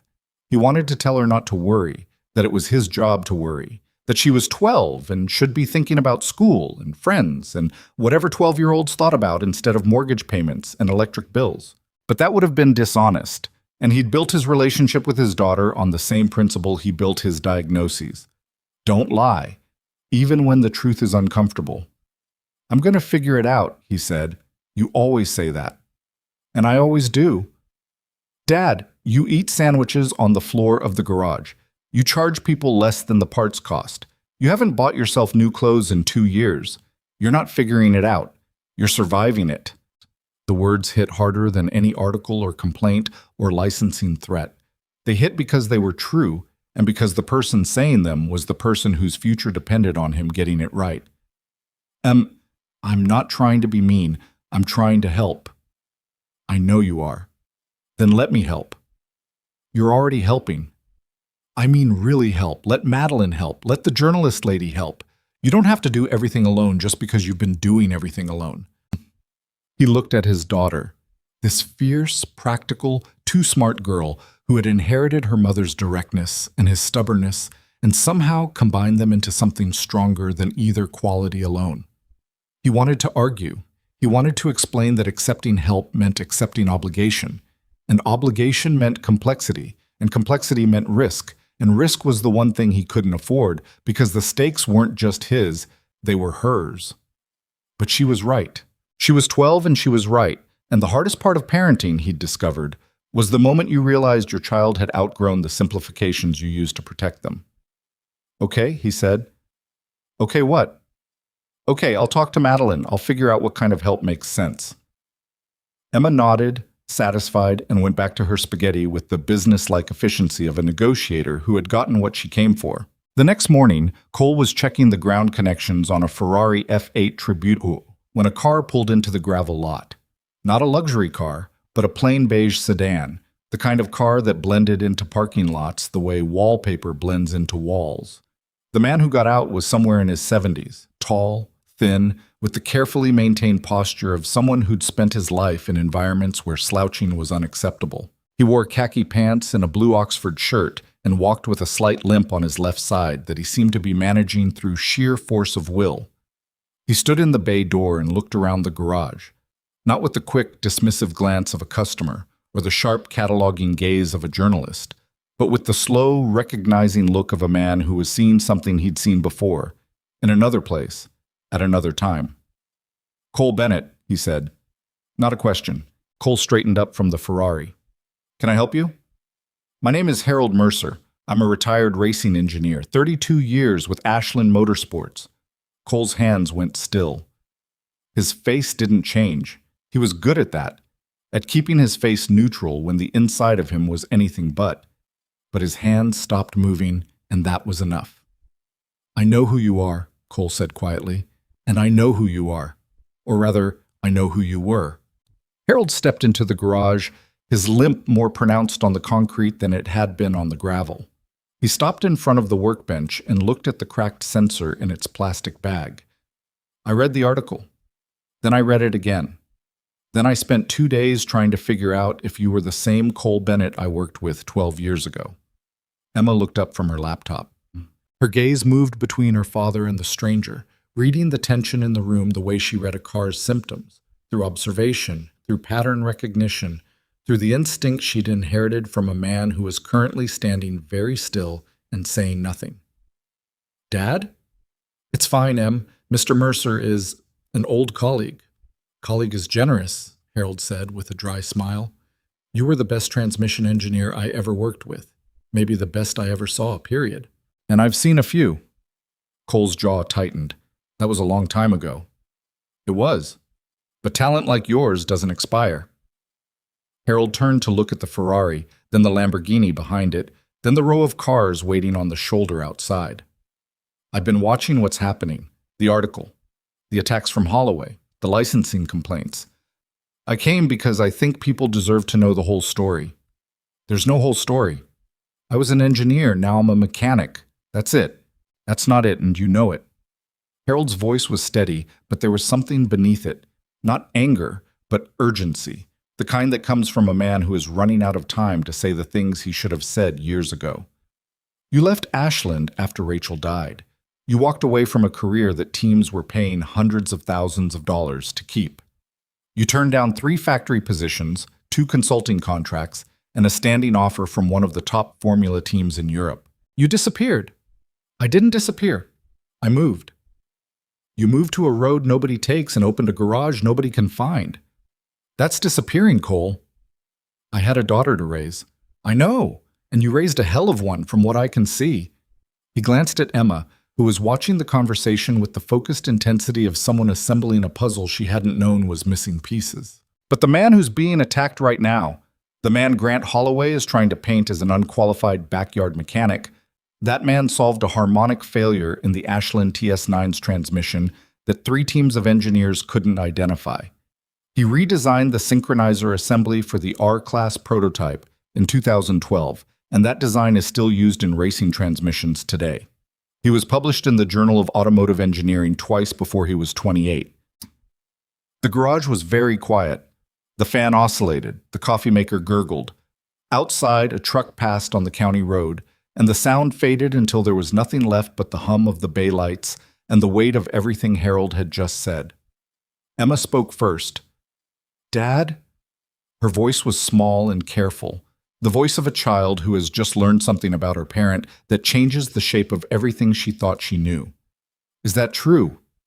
Cole closed his eyes. He stood there for a long moment, his hands at his sides, his breathing careful and controlled, the way he breathed when he was under a car and needed to steady himself before reaching for something difficult. Yeah, Em, it's true. Why didn't you ever tell me?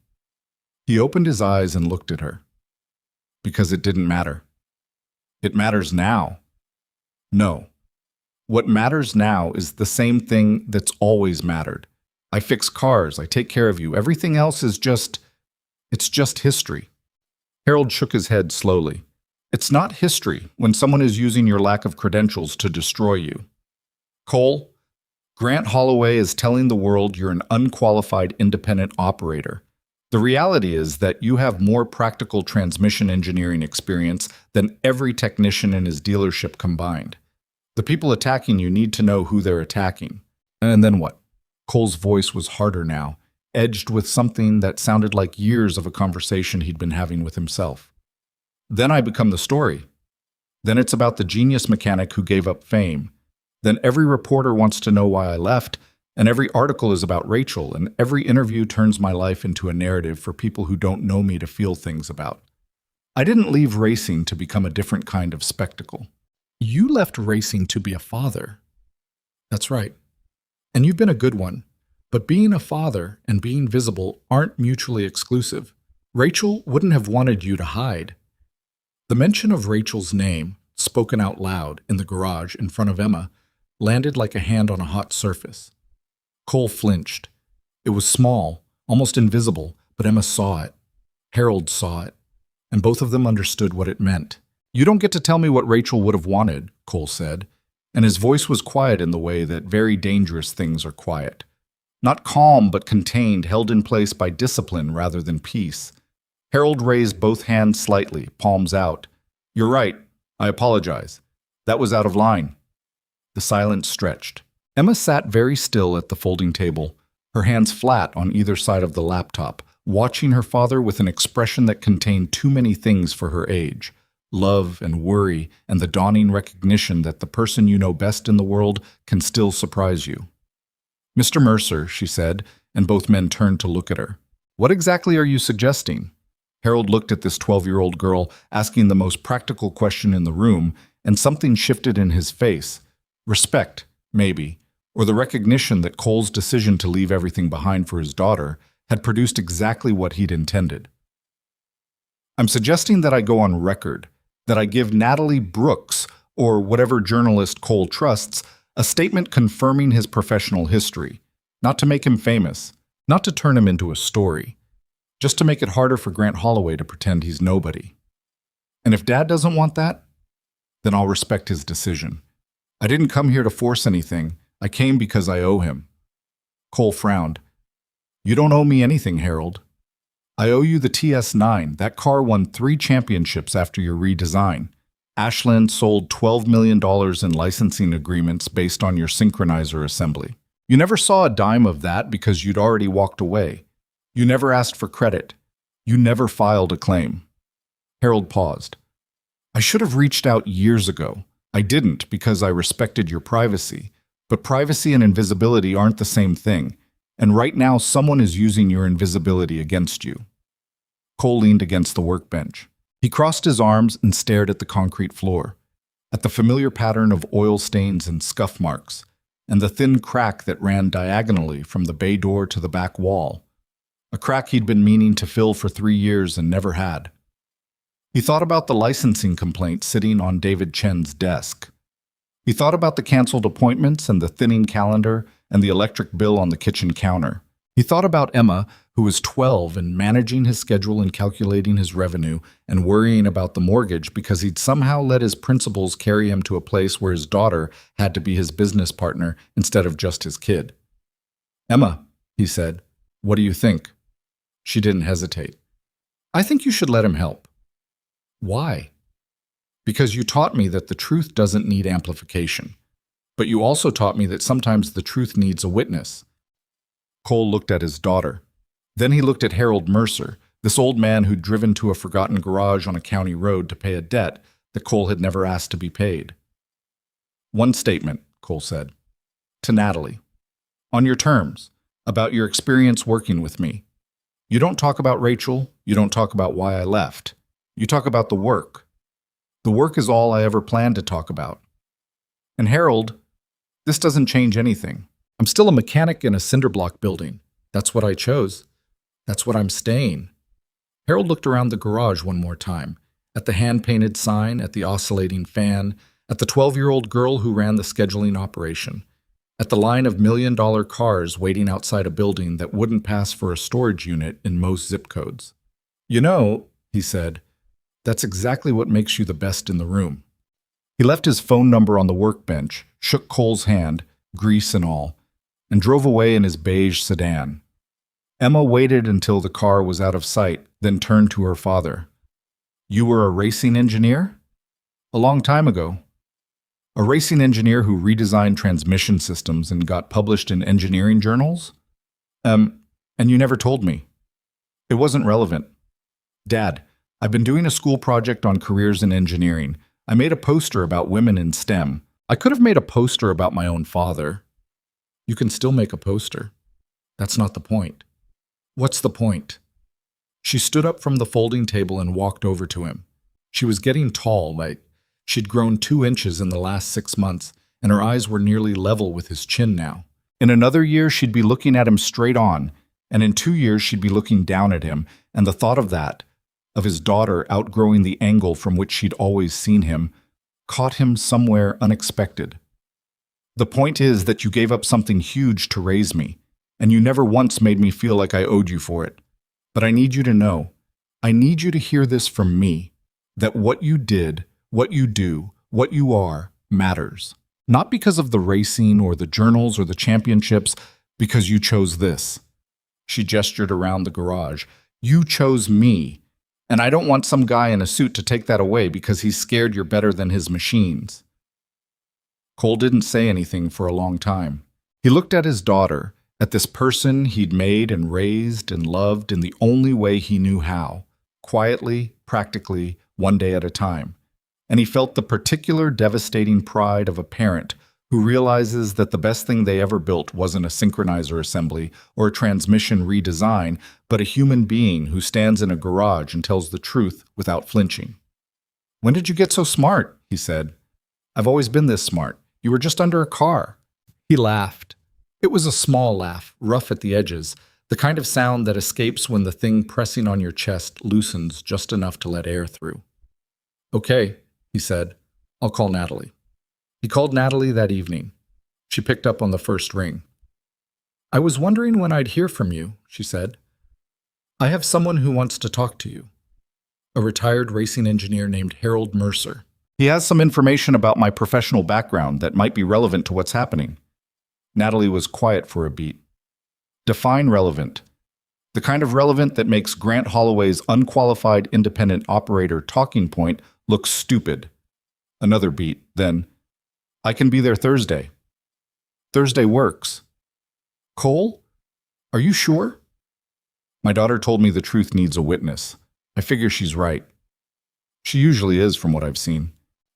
He hung up and sat on the garage floor, his favorite spot, apparently, according to everyone who'd pointed it out, and looked at the cars in the bay and on the shoulder and in the lot. 23 vehicles currently waiting for his attention. 23 owners who'd been told lies by machines and had driven across the country to find a man who still used his hands. He wasn't a crusader, but maybe that didn't matter anymore. Maybe what mattered was simpler than that. Just a mechanic, doing his work, raising his daughter, and refusing to be erased by someone who'd mistaken expensive equipment for expertise. He stood up, pulled the work light over the Ferrari, and got back to it. Natalie's second article landed like a controlled detonation. The headline read, "The mechanic they called unqualified once saved championship racing."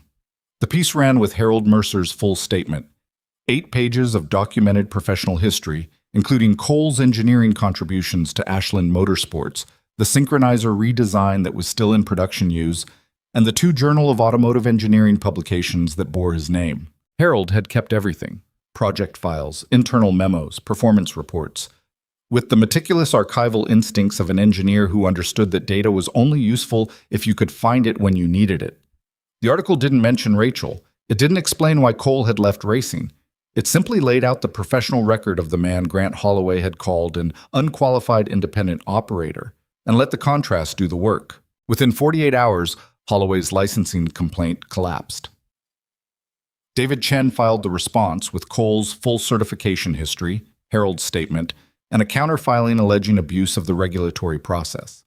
The licensing board scheduled a review hearing, and the tone of their correspondence shifted from the careful neutrality of a bureaucracy processing a complaint to the slightly embarrassed neutrality of a bureaucracy that had been used as a weapon and didn't appreciate it. The anonymous media leak stopped. The code enforcement complaint was withdrawn without explanation. The trade publication that had run the certification story published a correction so small it was nearly invisible, buried in a Tuesday edition between a tire recall notice and an advertisement for brake fluid. Cole's appointment calendar filled again. Then it overfilled. Then Emma had to add a second page to her spreadsheet and start a wait list that stretched into the following month. Madeline called on a Wednesday evening, 2 weeks after the second article. "I need to ask you something," she said, "and I need you to hear the whole question before you say no." That's a bad start. The National Automotive Technology Showcase is in 3 weeks. It's the biggest industry event in the country. Manufacturers, engineers, executives, press. I've been invited to present on diagnostic accountability in independent repair. I want you to come with me. No. I said hear the whole question. That was the whole question. The answer is no. Cole, Madeline, I don't do events. I don't do showcases. I don't wear suits and stand in convention halls and shake hands with people who smile for a living. You don't have to wear a suit. That's not the point.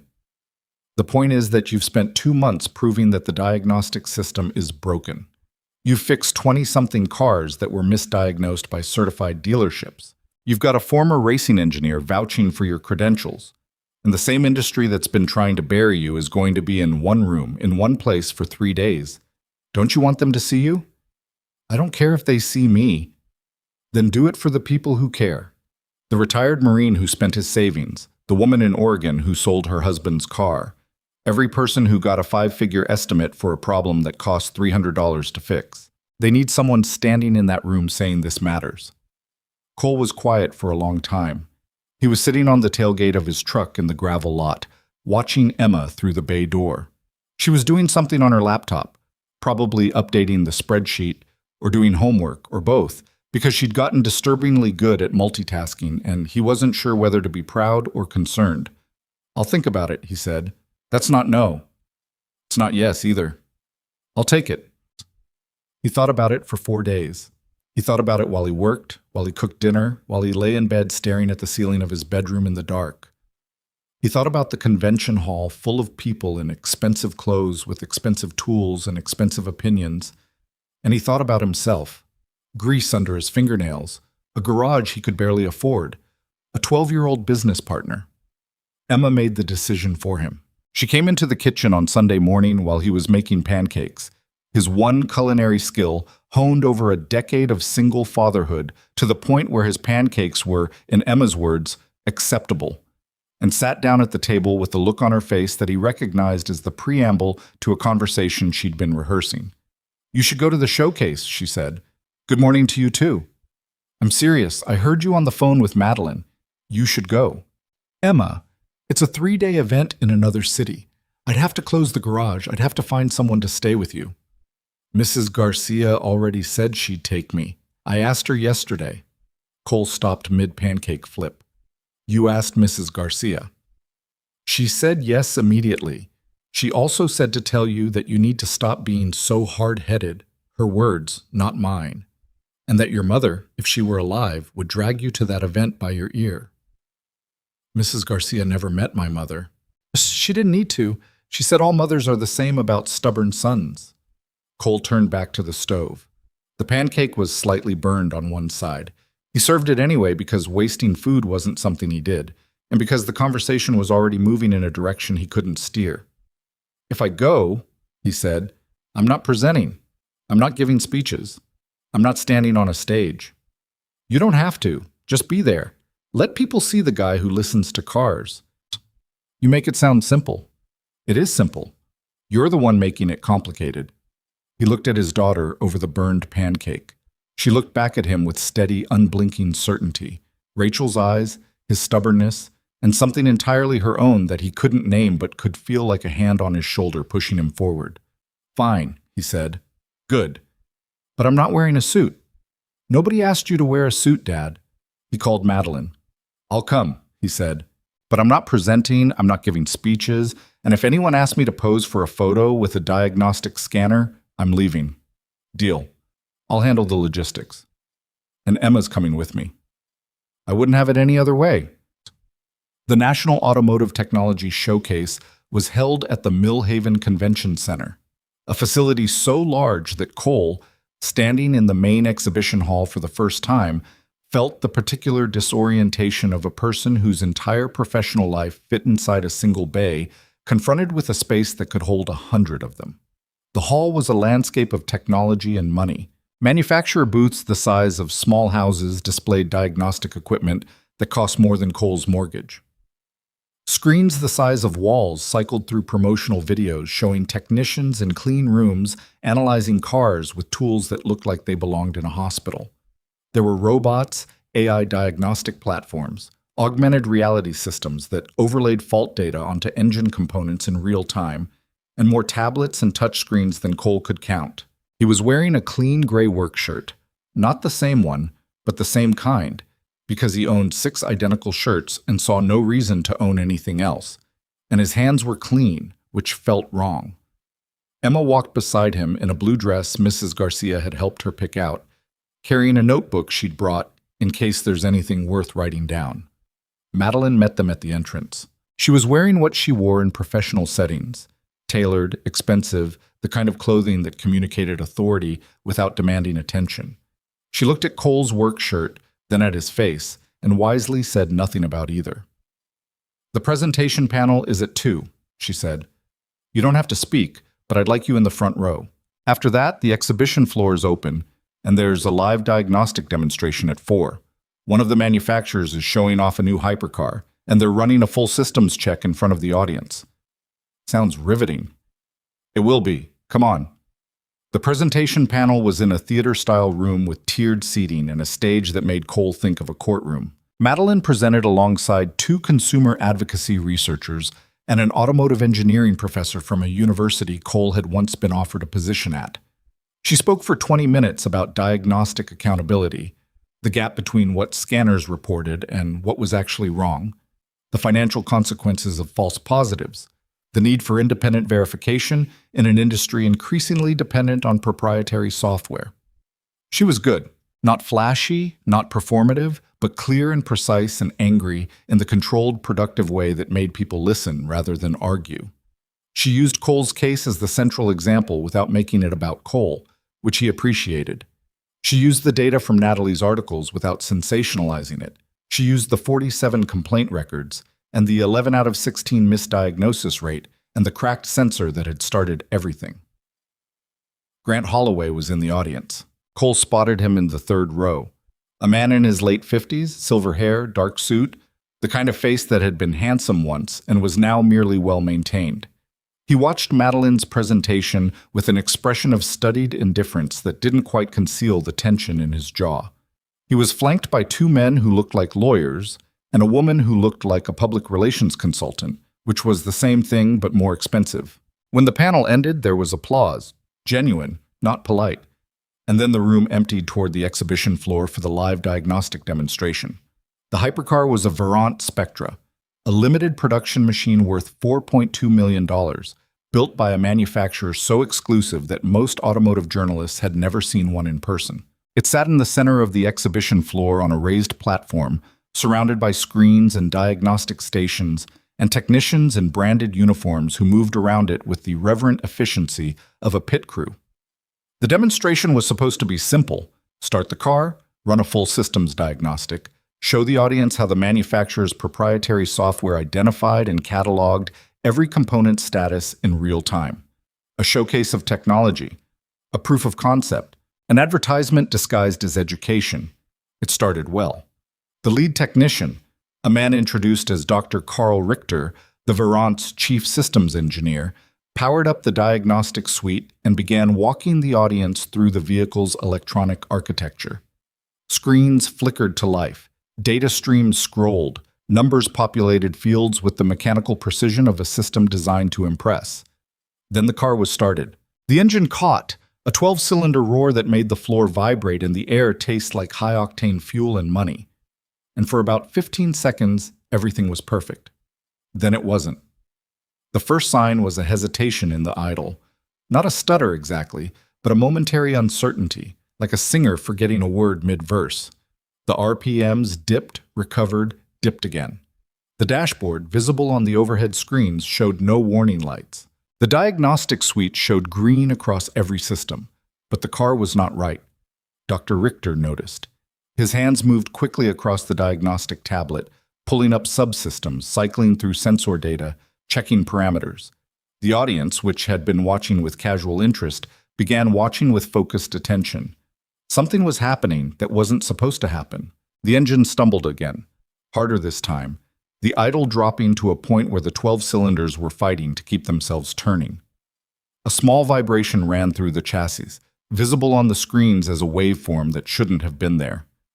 "We're seeing some irregularity in the idle management," Dr. Richter said into his headset microphone, his voice professionally calm in the way that professionally calm voices get when things are going wrong in front of hundreds of people. "I'm pulling up the fuel injection map now." He pulled it up. It looked normal. Checking ignition timing. Normal. Throttle body calibration. Normal. Every system checked out. Every diagnostic screen showed green. And the car sat on the platform, shaking, its $4.2 million engine unable to maintain a steady idle for reasons that no amount of technology could identify. More technicians gathered. Tablets appeared. Cables were connected. Data was downloaded, uploaded, analyzed, cross-referenced. The manufacturer's technical team formed a cluster around the vehicle's engine bay with the intensity of surgeons around an open patient. 20 minutes passed. The audience shifted in their seats. The demonstration had become something else. Not a showcase, but a spectacle, and not the kind the manufacturer had intended. Grant Holloway stood near the front of the crowd, and Cole could see the satisfaction settling into his face like water finding level. This was his element, the moment when technology proved its necessity, when the complexity of modern vehicles justified the ecosystem he'd built his career on.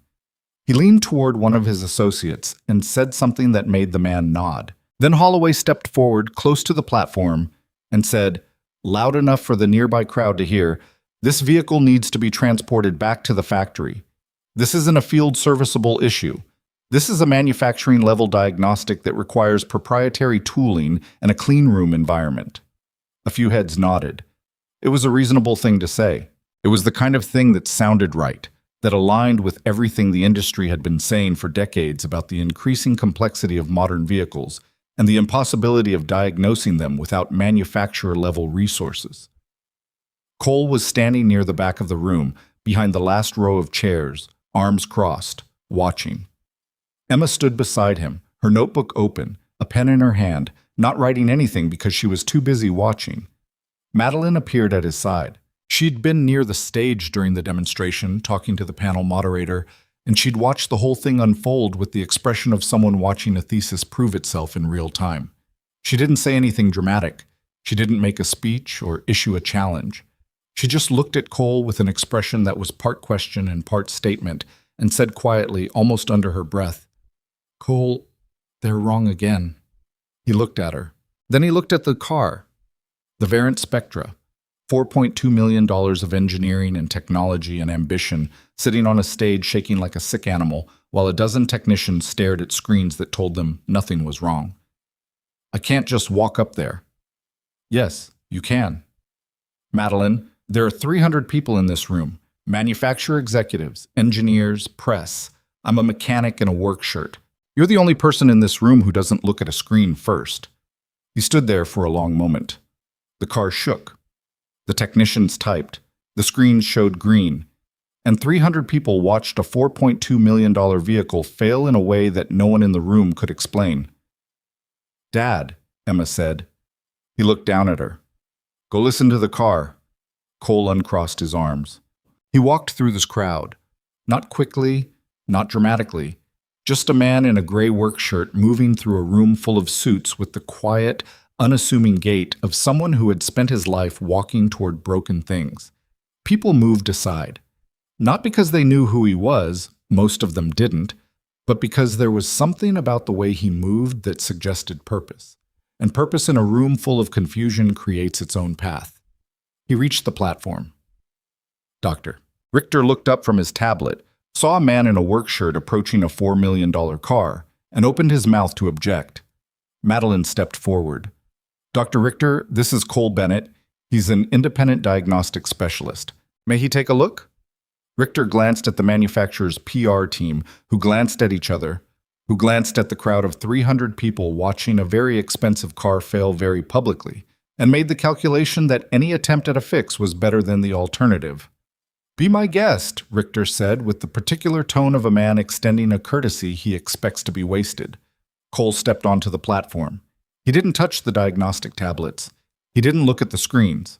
He walked to the car and stood beside it for a moment, the way he'd stood beside the Porsche in his garage weeks ago, still, attentive, listening. Then he crouched down and put his palm flat against the body panel behind the front wheel. He closed his eyes. The room went quiet. 300 people watched a man in a work shirt kneel beside a $4 million car and close his eyes, and nobody laughed, because there was something about the quality of his attention that made laughter feel stupid. He stayed like that for maybe 30 seconds. Then he opened his eyes, stood up, and walked to the engine bay. The hood was already open. The technicians had been working in there for 20 minutes. Cole leaned in, not to look at the components, but to look at the spaces between them. The junctions, the connections, the places where systems met and depended on each other. He reached into the bay with his right hand and traced a ground cable from the battery terminal down through the firewall junction to where it connected to the chassis. His fingers followed the cable the way a blind person reads, through touch, through pressure, through the sensitivity of skin that had been trained over decades to feel what eyes couldn't see. He stopped at a point low and to the left, where the ground cable attached to the chassis through a bolt and a contact plate. He pressed his thumb against the connection and held it there. "Dr. Richter," he said, without looking up. "Can you rev the engine to 3,000? Richter, who had been watching with the expression of a man caught between skepticism and hope, signaled a technician. The engine revved. At 3,000 revolutions per minute, the vibration worsened. The waveform on the overhead screen spiked, the chassis shook, and the idle management system began compensating wildly. Cole pressed harder on the connection point. The vibration smoothed. The waveform flattened. The revolutions per minute steadied. He released his thumb. The vibration returned. He pressed again. It stopped. There, he said. Fractured ground connection. The contact plate has a hairline crack, maybe 0.5 millimeter wide. When the engine vibrates, the crack opens, the ground circuit becomes intermittent, and the ECU loses its reference voltage. Every sensor in the car starts reporting relative to a floating ground instead of a true ground. The data looks normal because all the sensors are drifting together. The system can't detect the error because the error is in the baseline. Dr. Richter stared at him. Your scanners can't find it because they're measuring against the same ground that's failing. It's like trying to measure the height of a table when the floor is moving. How did you? I felt it. The vibration pattern changes when the ground is compromised. The chassis resonance shifts by a frequency you can't hear, but you can feel if you know what you're feeling for. Richter looked at the ground connection, then at Cole, then at the 300 people watching them. Can you fix it? If you've got a torque wrench and a wire brush, I can fix it in about 90 seconds. Someone handed him a torque wrench. Someone else found a wire brush. Cole removed the bolt, cleaned the contact surfaces, both the cable terminal and the chassis mounting point, checked the cable for fatigue, reseated the connection, and torqued the bolt to spec. He stepped back. Rev it again. The engine revved to 3,000. The waveform was flat. The idle was steady. The vibration was gone. The engine settled back to idle, smooth, consistent, the 12 cylinders falling into the synchronized rhythm they'd been designed for, the rhythm that $4.2 million of engineering had intended, but a 0.5 millimeter crack had prevented. Cole stepped off the platform. The room was silent for about 3 seconds. Then it wasn't. The applause started in the back. A few people at first, then more, then the entire room. 300 engineers and executives and journalists and manufacturers rising to their feet and clapping in the unscripted, genuine way that people clap when they've seen something that surprised them into honesty. Dr. Richter shook Cole's hand. The manufacturer's PR team shook Cole's hand. Engineers. Cole had never met, shook Cole's hand and asked questions he answered patiently, one at a time, the way he answered everything, directly, without embellishment, without performance. A reporter pushed through the crowd, a young woman with a press badge and a recorder held out like a torch. Mr. Bennett, how did you diagnose a problem that a dozen specialists with manufacturer-level equipment couldn't identify? Cole looked at the reporter. Then he looked at the car, still running on the platform, its engine turning with the steady confidence of a machine that had been heard. Everyone else listened to computers, he said. I listened to the car. The quote was picked up by 7 outlets before the hour was over. By evening, it was on the front page of every automotive publication in the country. By the next morning, it had crossed into mainstream news, shared alongside the image that would come to define the story.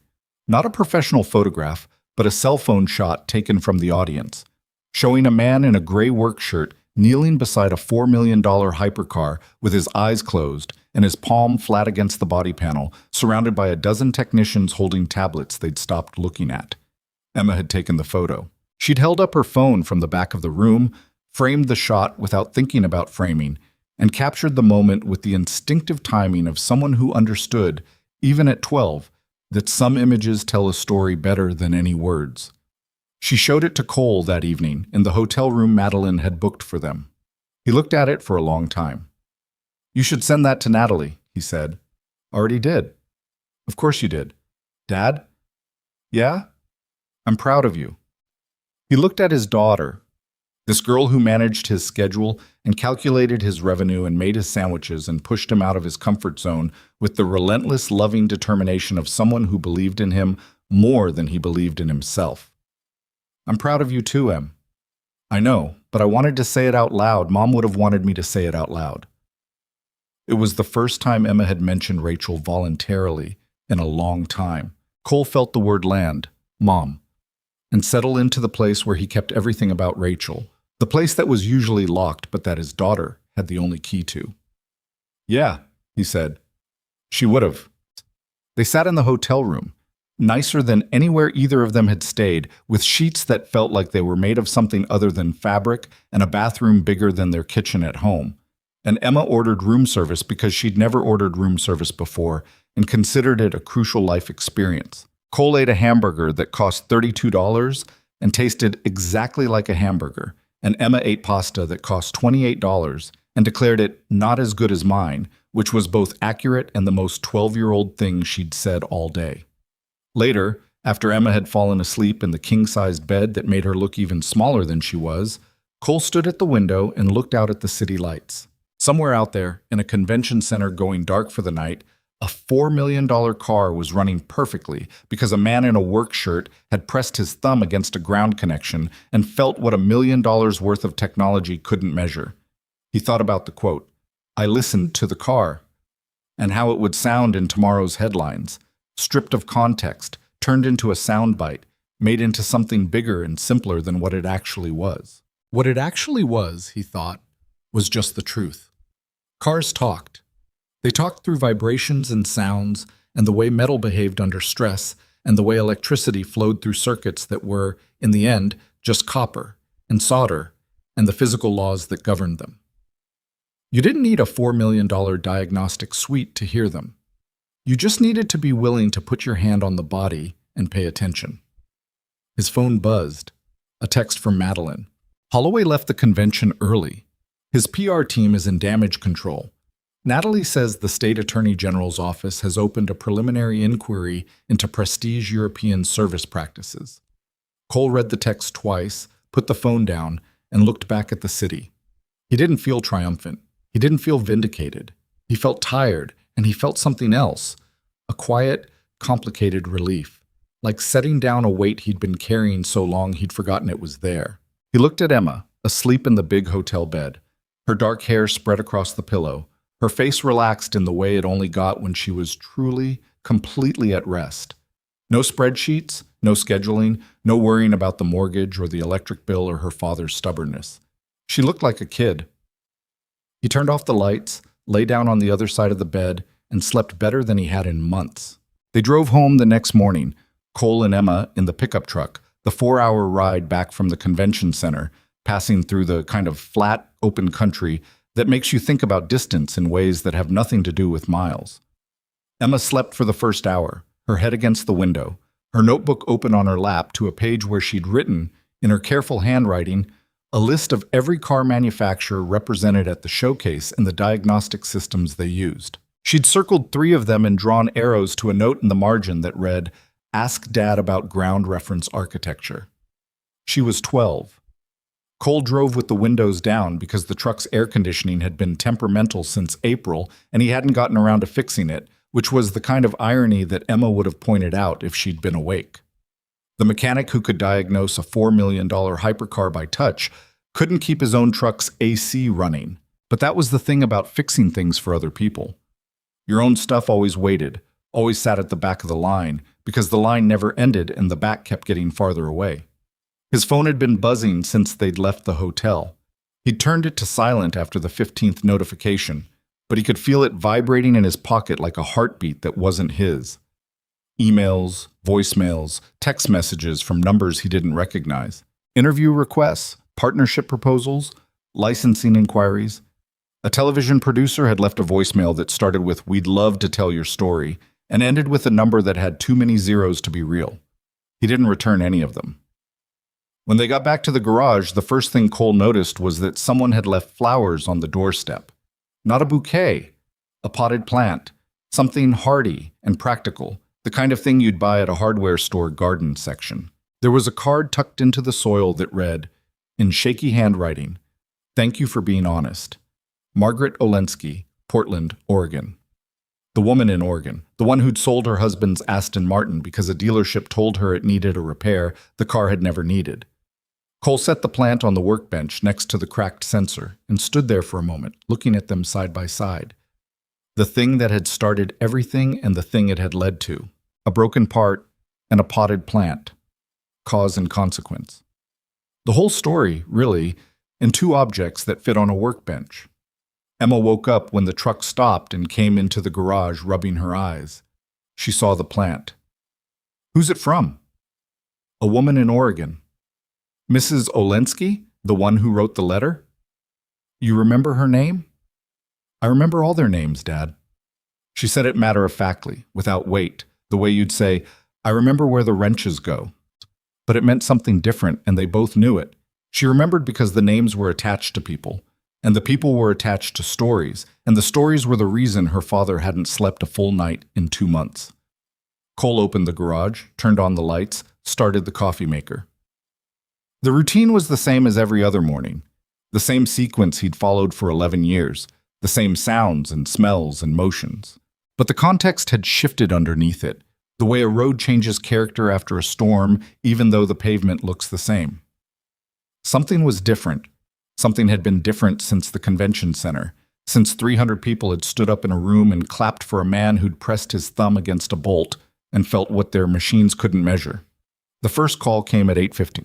It was from a logistics company in Michigan that managed a fleet of 42 luxury vehicles, corporate cars for executives, client transportation, the kind of fleet where a single misdiagnosis could cascade into hundreds of thousands of dollars in unnecessary repairs.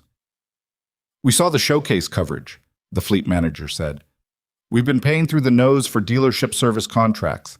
Last year alone, we authorized over $380,000 in transmission and drivetrain repairs across the fleet. I want to know how many of those were actually necessary. I'm a one-man shop, Cole said. I can't audit a 42-vehicle fleet. What if we brought them to you, 6 at a time? That would take months. We've been hemorrhaging money for years. Months is fine. Cole looked at Emma, who was listening from the folding table with the expression of a girl who was already adding rows to her spreadsheet. Let me think about it, he said. Don't think too long. We're not the only fleet that's going to call. They weren't. By the end of the week, Cole had received inquiries from 3 fleet management companies, 2 private collectors associations, a racing team that Harold Mercer had connected him with, and a foundation that provided vintage cars to military veterans and needed an independent mechanic they could trust to maintain them without fabricating problems. The offers kept coming too.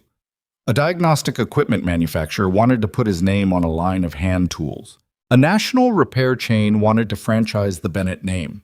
An automotive media company wanted to produce a series called The Listener, 6 episodes following Cole as he diagnosed cars that certified shops had given up on.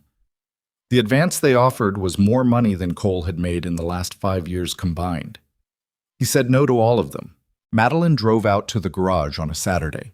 She'd been coming more frequently since the showcase, not always with a reason, sometimes just to sit in the plastic chair and drink the mediocre coffee and watch Cole work while they talked about things that had nothing to do with cars or dealerships or articles. She told him about her father, more than the Porsche, more than the inheritance, the actual man. Robert Sterling, who'd started with nothing and built an empire and never once let the empire convince him he was better than the people who worked in it.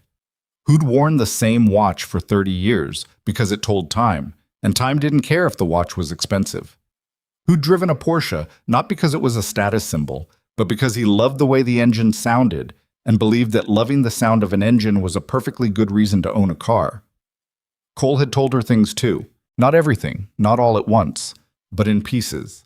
The way you share a story that's still in progress, unsure which parts matter and which parts are just weather. He told her about Rachel. Not the death, that was a fact, hard and immovable, not a story, but the life. How she'd been an elementary school teacher who could explain fractions to 8-year-olds using pizza slices and make it sound like the most interesting thing in the world. How she'd met Cole at a gas station when her car wouldn't start and he'd fixed it in the parking lot with a screwdriver and a piece of wire, and she'd said, "You're either very good or very dangerous." And he'd said, "Can I be both?" And she'd laughed, and that was it. That was the beginning. He told her about leaving Ashland, how Rachel had never asked him to leave, had never given him an ultimatum or suggested that racing was incompatible with fatherhood. She'd just gotten sick, quickly, unfairly, the kind of sick that turns a future into a deadline. And in the last weeks, when the treatments had stopped working and the only medicine left was time, she'd said one thing that he'd carried with him like a second heartbeat ever since. Don't let Emma grow up in a story about what you could have been. Let her grow up in a story about what you are. So he'd quit. He'd walked away from the money and the reputation and the championship teams and the journal publications and moved to a road nobody took and opened a garage nobody could find, and he'd been a mechanic and a father and nothing else. On purpose. By choice. Because Rachel had been right.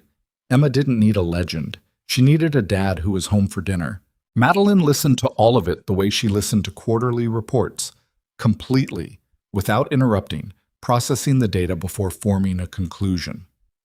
When he finished, she was quiet for a while, and then she said something that surprised him. You know, you don't have to choose anymore, right? Choose what? Between being great and being present. You've spent 12 years acting like those are opposites. Like being good at what you do means you can't also be here for Emma. But Emma's the one who pushed you to go to the showcase. She's the one who took the photo. She's the one who runs your scheduling and calculates your revenue and tells you to stop undercharging. She doesn't want you to be small, Cole. She wants you to be you, all of you, and she wants a front row seat. He didn't respond to that. He was under a car, a vintage Jaguar E-Type belonging to a collector who'd driven it from North Carolina, and the undercarriage made a convenient excuse for silence. But he heard her, and what she said stayed with him the way certain sentences do, lodging somewhere between the ribs where they can work on you slowly. The State Attorney General's investigation into Prestige European took 3 months. Natalie covered it from beginning to end. She'd built a team by then, 2 researchers and a data analyst who'd volunteered their time after reading the original article, and together they'd assembled a case study that went far beyond Cole's Porsche. They documented a systematic pattern of diagnostic malpractice across Prestige European service operations spanning 7 years. Transmission replacements, engine control module swaps, wiring harness overhauls, all recommended based on scanner data alone, without physical verification, for vehicles whose actual problems ranged from minor sensor faults to corroded connectors to, in one case, a loose battery terminal. The total overcharges across documented cases exceeded $4.7 million. Grant Holloway's defense was predictable. The technicians had followed manufacturer-recommended diagnostic procedures. The scanners had reported fault codes consistent with the recommended repairs. The service advisors had acted in good faith based on the available data. It was the industry standard. Everyone did it this way. And that, Cole thought when he read the defense in Natalie's coverage, was exactly the problem. Everyone did do it this way. That didn't make it right. It made it normal, which was worse, because normal things don't get questioned. Normal things get repeated. Normal things become the water you swim in until someone points out that the water is dirty, and then everyone acts surprised even though they'd been breathing it all along. The Attorney General's office didn't buy the defense. The investigation found that Prestige European had, in at least 23 documented cases, recommended and performed major repairs without conducting physical inspections of the components being replaced. In 9 of those cases, the removed components were later found to be fully functional.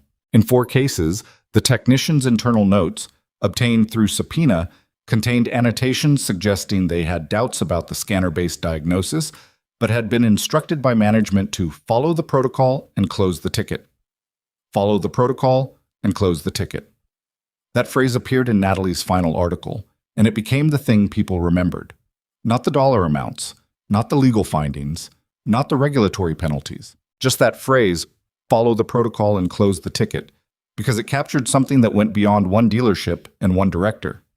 It captured the way systems replace judgment, the way efficiency becomes an excuse for carelessness, the way the person who says, "Wait, let me look closer," becomes an inconvenience in an operation optimized for speed. Holloway's certification was suspended pending a full review. 3 of his senior service advisors were referred for individual licensing investigations. The dealership was fined $2.3 million and required to implement independent verification procedures for all major diagnostic recommendations. It wasn't enough. Cole knew that. Natalie knew it. Madeline knew it. The fine was a fraction of the revenue the dealership had generated from the practices it was being fined for. The suspended certification would be reinstated eventually, with conditions, and the conditions would be followed until they weren't, and the cycle would continue because cycles continue. That's what they do. That's what makes them cycles. But it was something. It was a crack in the wall, the same way the sensor had been a crack in the ceramic. Small, nearly invisible, but enough to change the signal. Enough to make the system report something different, enough to make people look. 3 of the customers who'd paid for unnecessary repairs filed civil suits.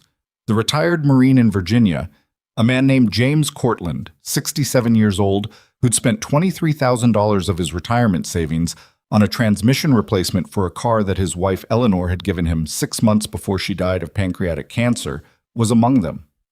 His case settled for 3 times the repair costs plus legal fees. It wasn't about the money. He told Natalie in an interview that Cole read 3 times at his kitchen table that it was about the principle. Eleanor saved for 2 years to buy me that car, Cortland said. She put aside money from her teaching pension month by month without telling me. She wanted me to have something beautiful after I retired, something that was just for me. And these people in their fancy dealership with their fancy computers, they told me it was broken. They told me it would cost more to fix than it was worth. And I believed them, because why wouldn't I? They were the experts. He paused. Then I read about the mechanic, the one in the little garage, and I thought, that could have been me. If someone like him had looked at my car, if someone had just looked instead of scanning, I'd still have that money. I'd still have the car the way Eleanor intended it.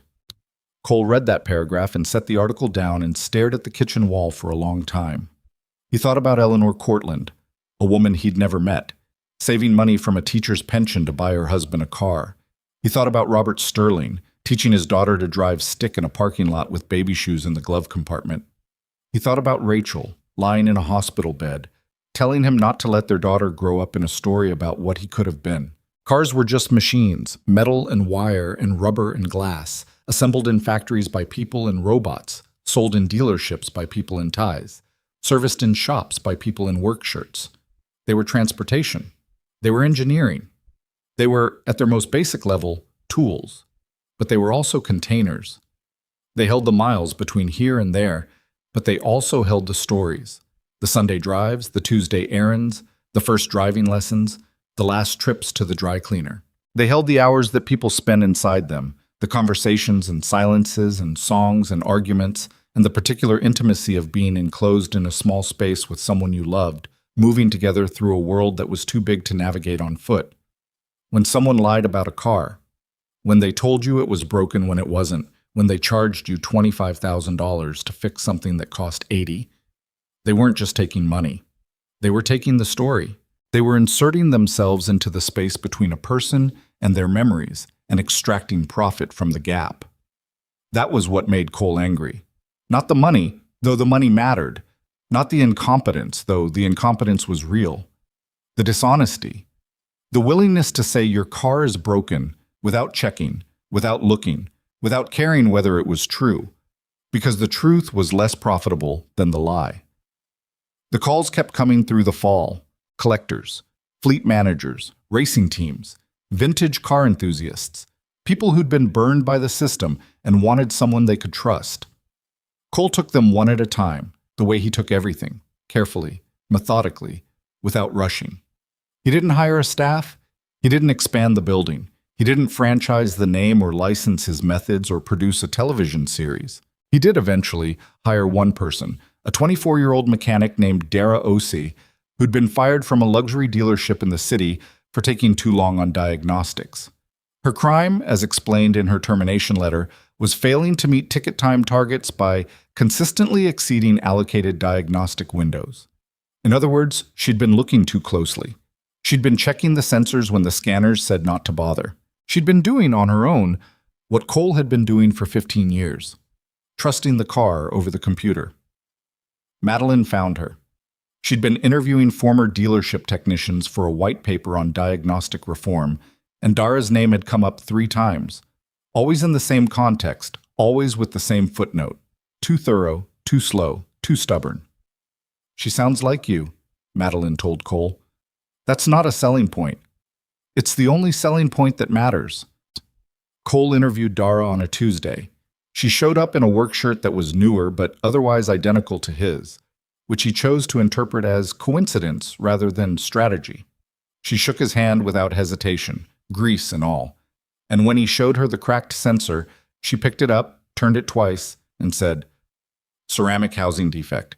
Third-party supplier, probably the same batch that caused the TSB recall in 2015.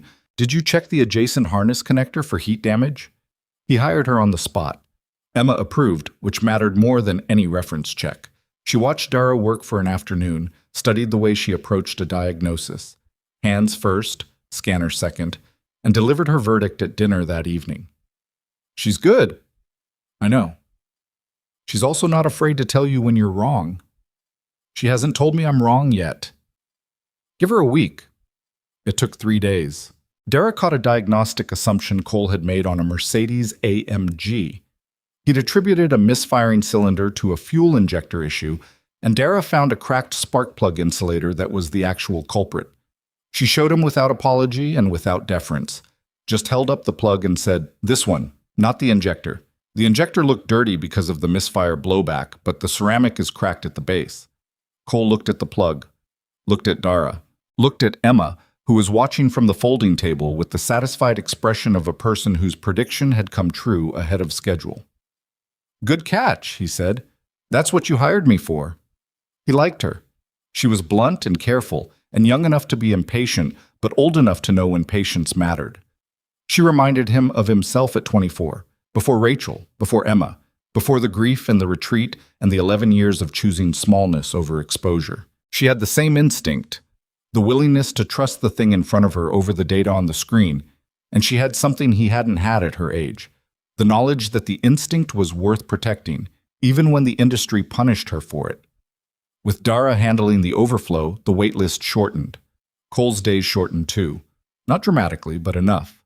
He was home for dinner more often. He was at Emma's school events more often. He was, for the first time in years, occasionally idle, sitting on the tailgate of his truck in the evening with nothing to fix and nobody to call, just the sound of the county road and the crickets and the particular quiet of a place where nobody came unless they meant to. It was uncomfortable. Idleness made him think, and thinking led to places he usually navigated around. Rachel, his career, the years he'd compressed into a cinder-block garage, and a single-minded focus that had been, he was beginning to understand, as much about avoidance as about devotion. Madeline noticed. She noticed because she was observant, and because she'd been paying attention to Cole for months now, not with the analytical precision she applied to business problems, but with the messier, less controllable attention of someone who cared.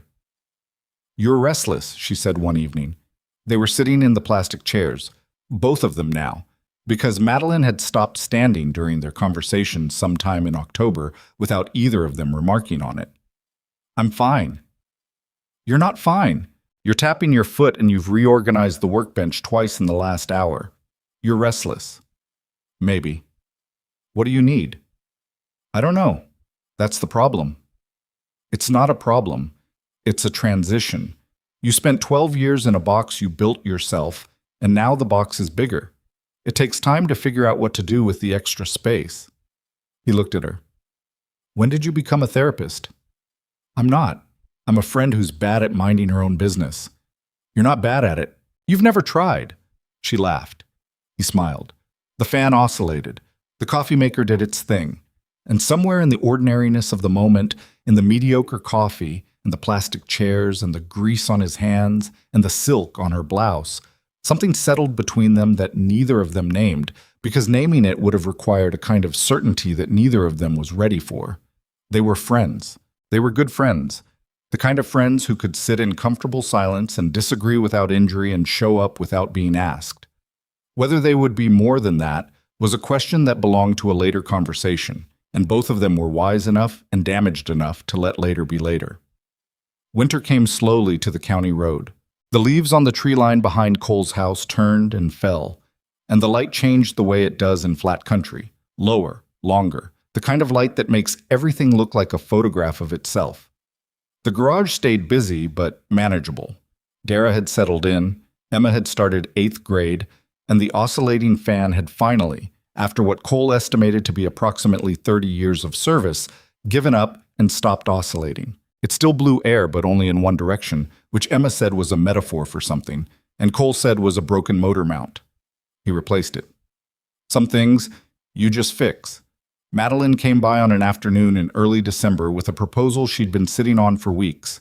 Cole could tell she'd been sitting on it because she had the specific posture of a woman who'd rehearsed a conversation 17 times and was now going to deliver it in a way that sounded unrehearsed.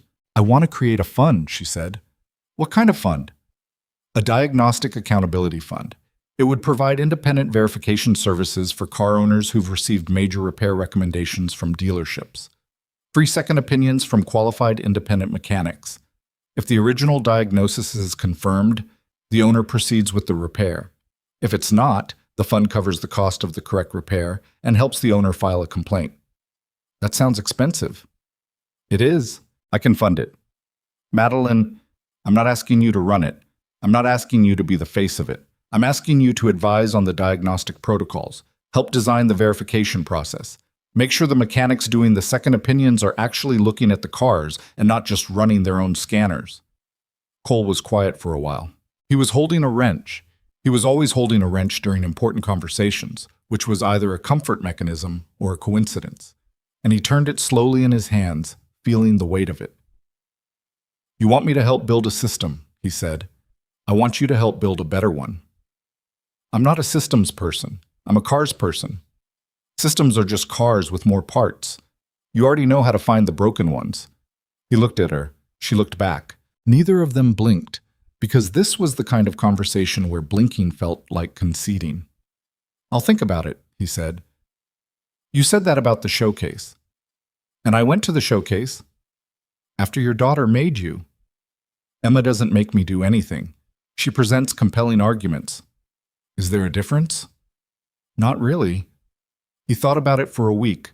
Then he called Madeline and said yes, with conditions. He'd advise, not administrate.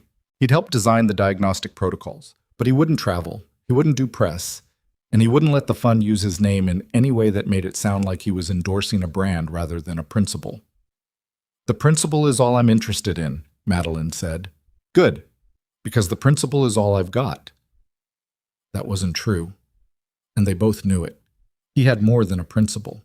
He had a garage that worked, a daughter who was growing up, a new mechanic who challenged him, and a friendship with a woman who made him think about the extra space in the box he'd built and what he might eventually do with it. Emma's sign appeared on a Saturday in March. Cole arrived at the garage at his usual time, 5:30, because old habits don't die, and sometimes they don't even get sick, and found Emma already there, standing on a stepladder she'd borrowed from Mrs. Garcia, hanging something above the bay door with the focused determination of a person executing a plan that had been in development for longer than anyone knew. It was a sign. Handmade, like the original, but different. The letters were Emma's. She'd painted them herself, carefully, unevenly, with the particular imperfection of someone who'd chosen handmade over professional on purpose, because the imperfection was the point. "Bennett Auto Repair, we listen first." Cole stood in the gravel lot and looked at it. The morning light was just starting to hit the building, catching the edges of the letters, making the paint shine in the way that paint shines when it's new and still has opinions about the light. "When did you make this?" "I've been working on it for 3 weeks, in the back office, when you thought I was doing homework." "Were you also doing homework?" "Mostly."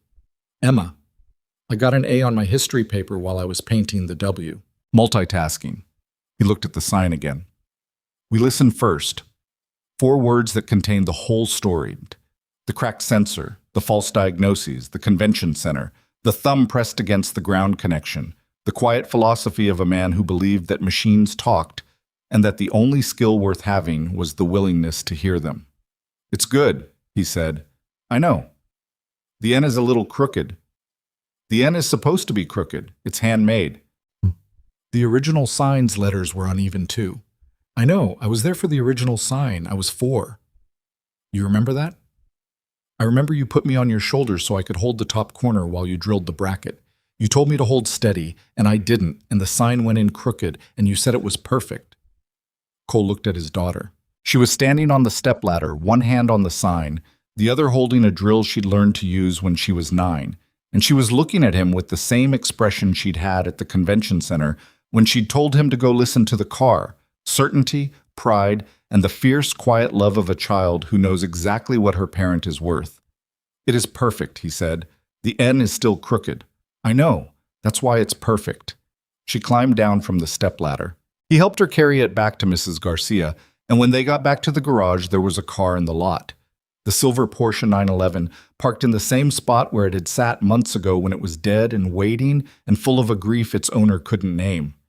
Madeline was standing next to it. She was wearing jeans and a sweater, which was unusual. Cole had never seen her in jeans. And she was holding 2 cups of coffee that were not from his coffee maker, which meant she'd stopped somewhere on the way and bought real coffee, which he appreciated more than he would ever admit. "Nice sign," she said. "Emma made it." "I can tell. The N is crooked." "That's what I said," Emma called from inside the garage. Madeline handed Cole a cup. He took it, sipped it, and made a sound that was involuntary and slightly embarrassing. "That's actual coffee." "Your coffee is a crime against the concept of coffee, Cole. I've been meaning to say that for months. My coffee is functional. Your coffee is brown water with aspirations." He laughed. Emma appeared in the bay door, holding her own cup. Madeline had brought 3, because Madeline thought about things like that.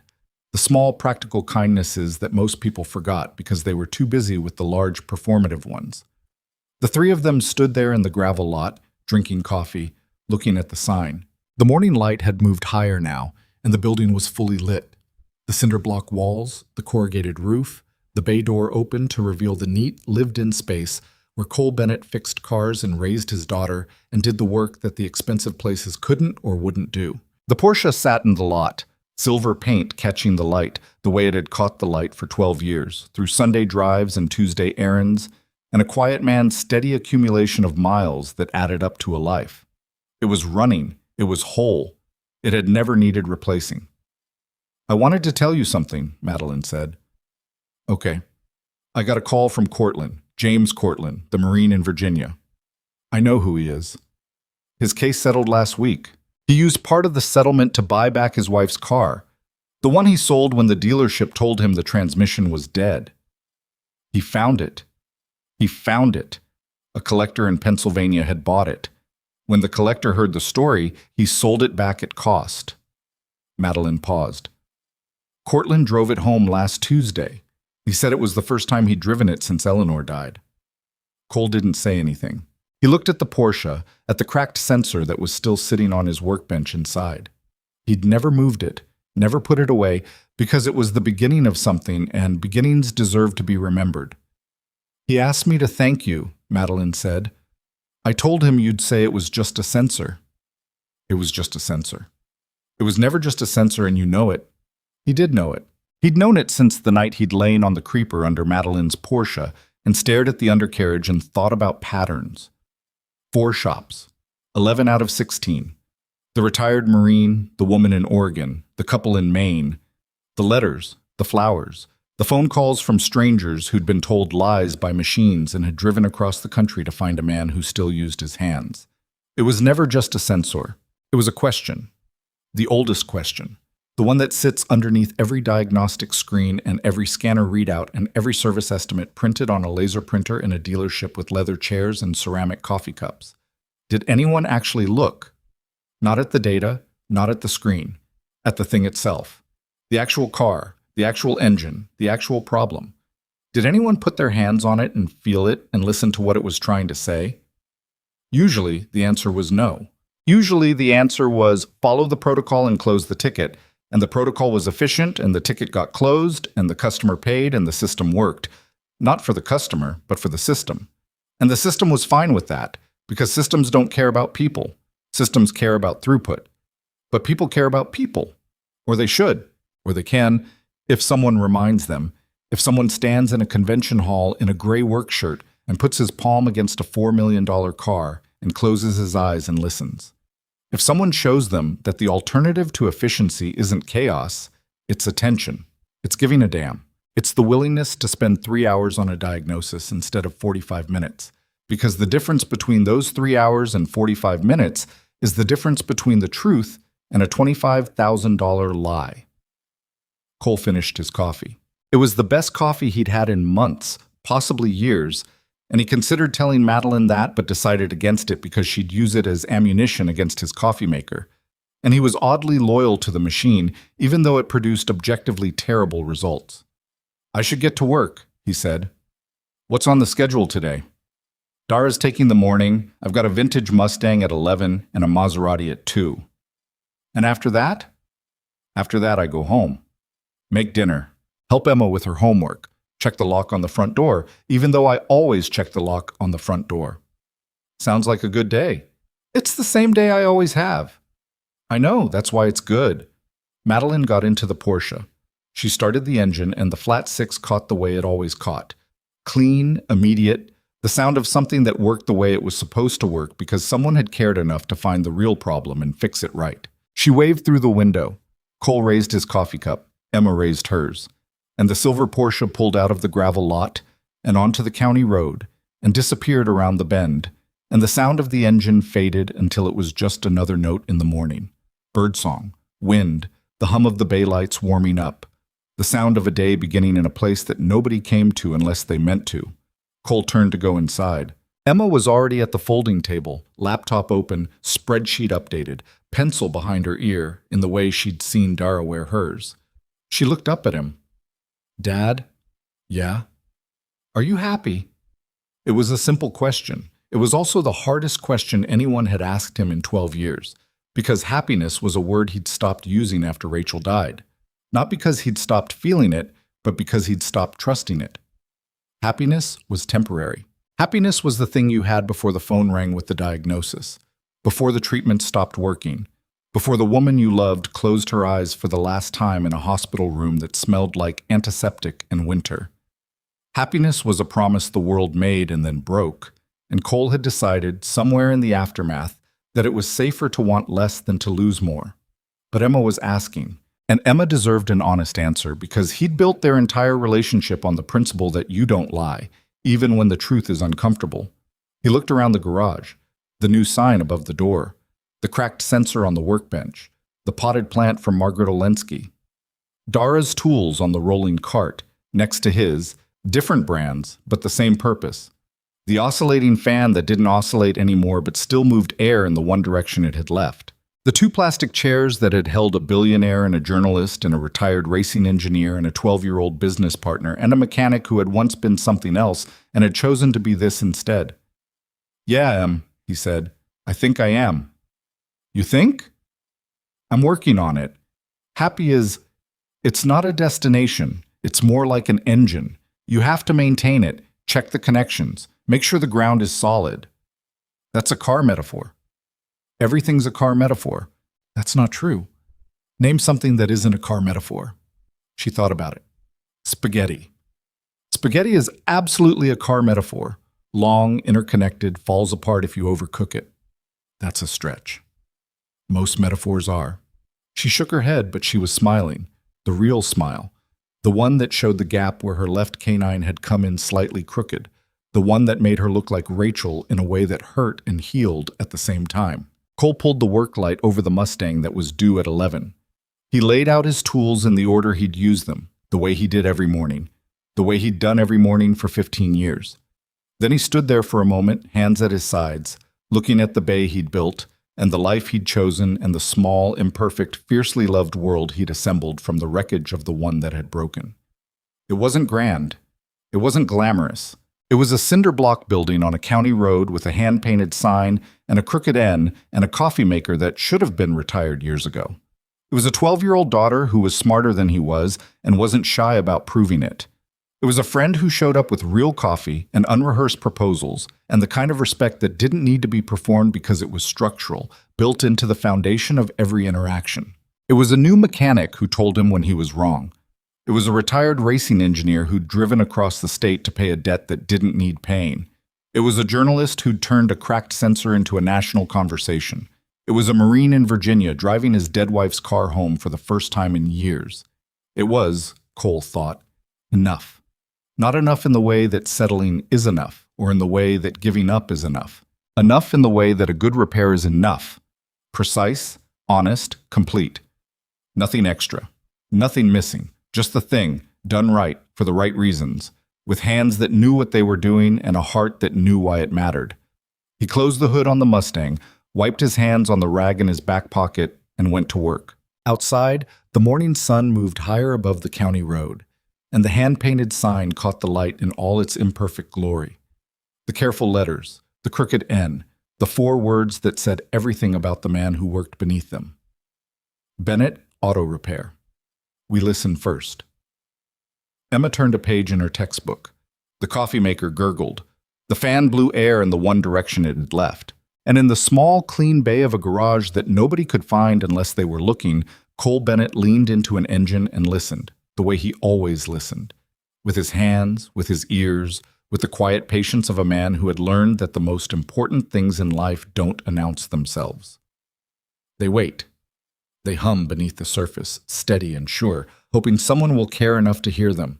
And Cole always did.